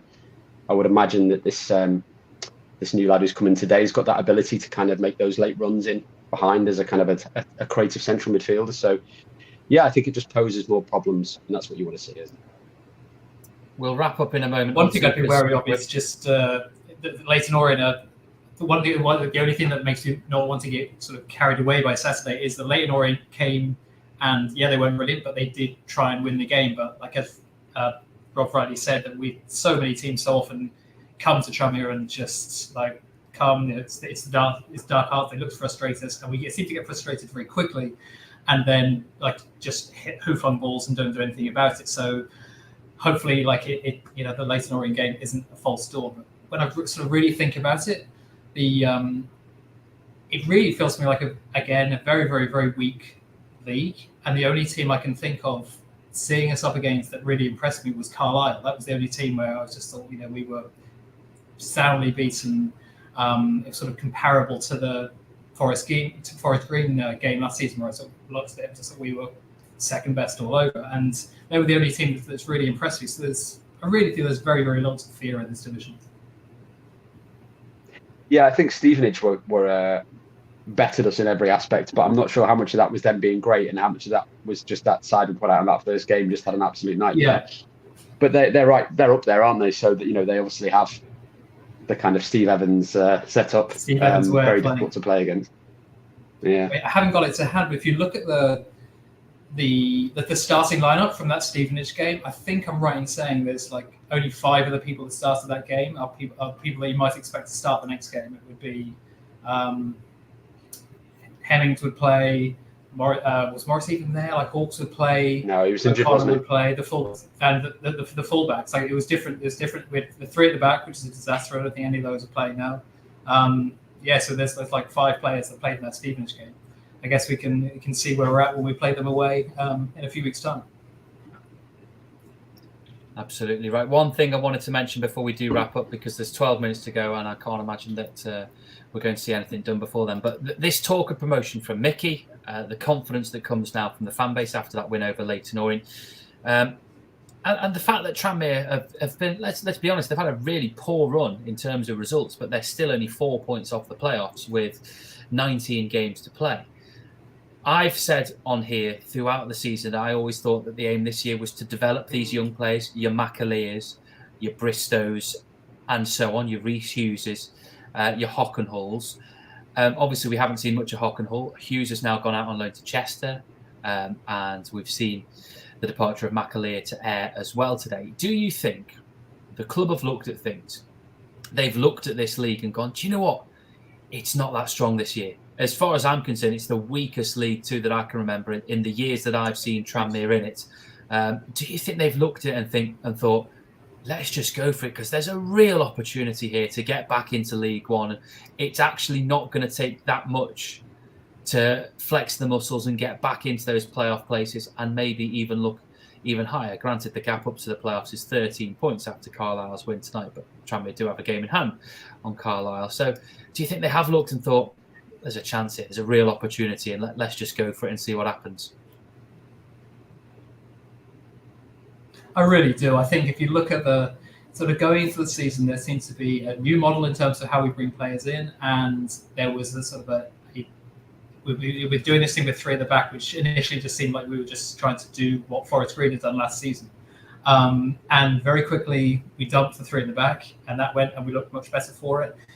And now I don't think we've dumped the development model per se, but the signings, the more recent signings, have very much felt like Mickey Mellon signings, in the way that perhaps some of the ones over the summer, the Hockenhulls, the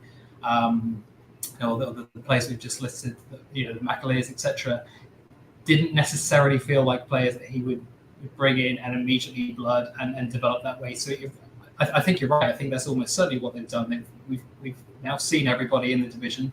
We've seen the teams that are riding high. Leighton Orient are on a horrible run and are still top. And like I say, I really, really don't think there's anything to fear. So I think it's every possibility that the manager and the board have looked and seen the same as we've seen.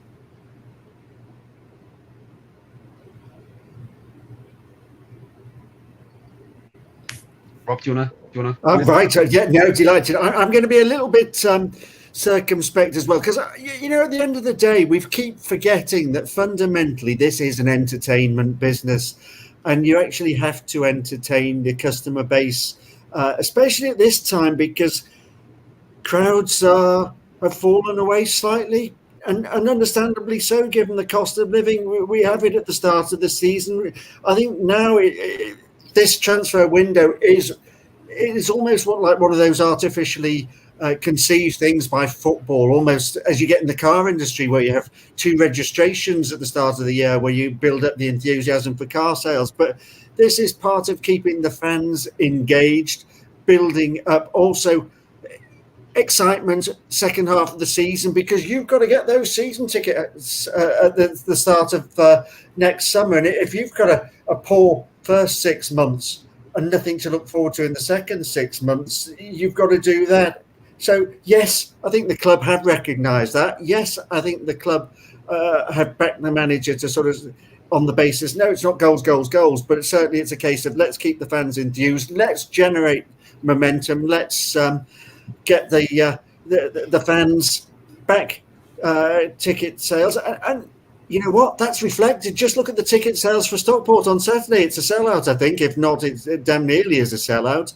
And that's the impact that these signings have had already. If they come good, that's the impact it's going to have on the season. Hopefully, the end of the season promotion, the feel-good factor around the club. Be that in terms of results on Saturday. You only had to see the impact on the sponsors in the lounges.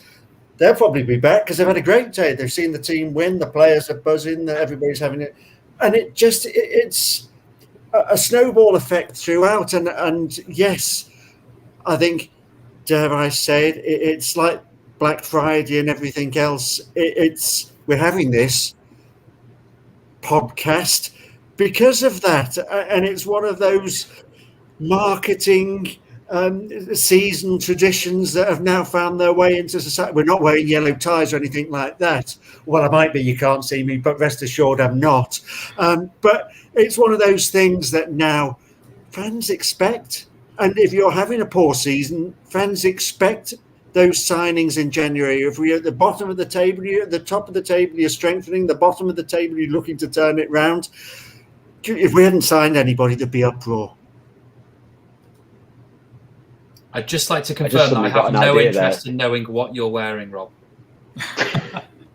Thanks very much, mate. But before we go, I've been looking at Pete Marr and one of his comments about Everton. One of my favourites back in my banking days. Everton had a French midfielder. These were in the days when they had furnished clubhouses, and he had a furnished clubhouse with some ornate furniture with club crests and carpets and things like that. January window, he went back over the upside. I think he actually signed for PSG. I'm not sure if it was Michael Madame or if it was Decor, one of those other players. But anyway, he went back to France, and of course, next day the club went round. Not only had he gone back to France, but he'd emptied the whole furnished clubhouse of all the furniture and taken that back with him as a souvenir. And that was one of those moments that gave me a little bit of a chuckle. But I don't think that happens in our neck of the woods. But anyway, Rob, it's over to you. I just suddenly realised what's going to happen here, Rob. We're going to strike 11 o'clock and suddenly your camera's going to turn on. You're going to be at Prenton Park and you're going to reveal the new signing for us live on the camera, aren't you? No. Is that the build-up? No? No. I think you made some really good points. Exactly, yeah, definitely. Waiting around. I do think that you made some good points though, Rob, and I think it's not, what I would say is I don't think these signings are short-term signings just to try and make a push for the promotion, because I do think we are trying to stick to this model. I've no idea quite how we're doing the who's doing the business, because obviously we don't have a replacement for James Vaughan as a director of football. So I wonder if that role will get filled over the next few months, or who is involved in the process, whether it's the kind of triple S guys that we've had involved in the past or whatever. But I do think that you look at the signings, they're all kind of those mid-20 development age that we want. And they're also some of the contracts. I mean, I think the Walker, isn't it? He's a 2.5-year deal, I think he got. And then you've got Saunders, I think 18 months. And I wouldn't be at all surprised, given that today's signing's out of contract at the end of the season, if there isn't a kind of view to making that permanent, like we did with O'Connor a couple of years back, after a loan spell. So I think this is with a kind of view to finding players who we can keep on at the club after this season, develop through. And if it isn't this season, then they help us next season. And we've already seen Mickey talking about McAleer being someone that they want ready to be back competing for a slot next season.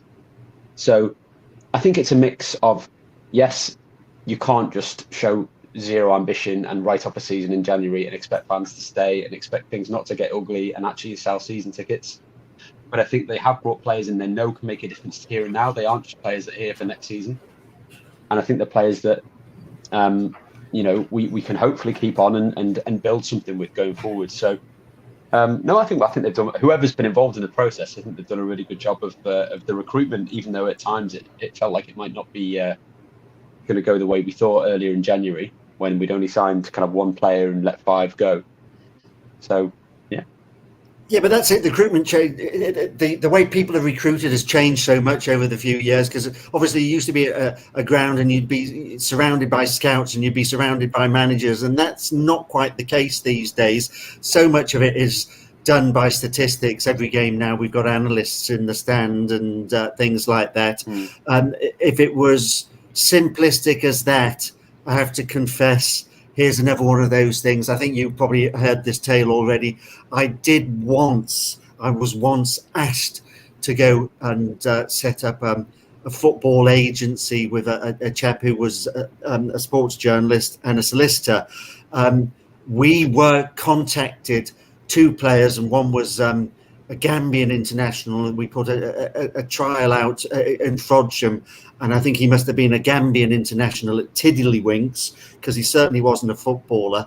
But then again, conversely, we were supplied with a load of VHSs for a midfielder, and we were asked to act as an agent for him, and you saw these videos, and I spent probably 20 hours looking at these videos, and I thought, 2 left feet, what the dickens? And we turned down the opportunity to act as an agent for him, and lo and behold, 3 weeks later, Igor Bishkan was signed by Liverpool. And that's when I stopped being any idea of being a football agent. Anecdotes are plenty whenever you get Rob Edwards on the podcast. The clock is very much ticking. The lights have already gone out on Pete, which I think suggests that we should probably wrap it up for the evening as well. There may well be some business conducted, but we've been going for 2 hours, and I imagine my conspiracy theory here is that there is someone from the club watching, and the moment I hit end broadcast, they're going to announce the return of James Norwood on a 9-year deal. Anyway, thank you to everyone who's tuned in. Thank you to all the guests who have taken part as well, to Rob, to Pete, to both Robs, in fact, to Nige for kicking things off, to Graham for coming in, and to Alex Hay as well. It's been great to have you all involved in the show. The transfer window is now officially closed, so Cogley is still a Tranmere player as far as we know, so is Hawke, so is Bristow, and that in itself, I think, is crucial going forward for the next 4 or 5 months. The playoffs are still within reach, and Tranmere, after the business they've conducted, you would hope, would still be able to reach them over the next few weeks. If you are new, if this is the first time you have tuned in, you can log on. You can sign up through Patreon. It costs £3 a month. You get 3 shows a week for that. You get a match review on a Saturday or Sunday, every time there is a match anyway. There've been a few dead Saturdays of late, haven't there? But every Sunday you'll get a match review. You'll get a news show in the middle of the week, and you'll also get a player interview on a Tuesday. Recent player interviews have included Dave Chalner, which was out recently. We've had one out today with James Olsen, which was really, really interesting. Other former players that we've had on over the course of the many, many months that we've been doing this include Steve Yates has been on, Dave Kelly's been on, loads, Parky, Adam Buxton, Connor Jennings, Ollie Banks, Steve McNulty, loads and loads of them have been on. And coming soon, I'm pleased to announce that we've got one with Gareth Roberts, fascinating, talking about his 6.5 years with Tranmere, and one with Alan Rodgers, which is very interesting as well, talking about his playing and his coaching spells with Tranmere. So thank you to all of you who have joined. If you are new, please do sign up, and we'd love to have you on board. And, I think this has worked pretty well. We've had a good number of you tuning in, so hopefully we'll be able to do a few more live streams over the course of the rest of the season as well. But enjoy your evenings, and thank you for joining me.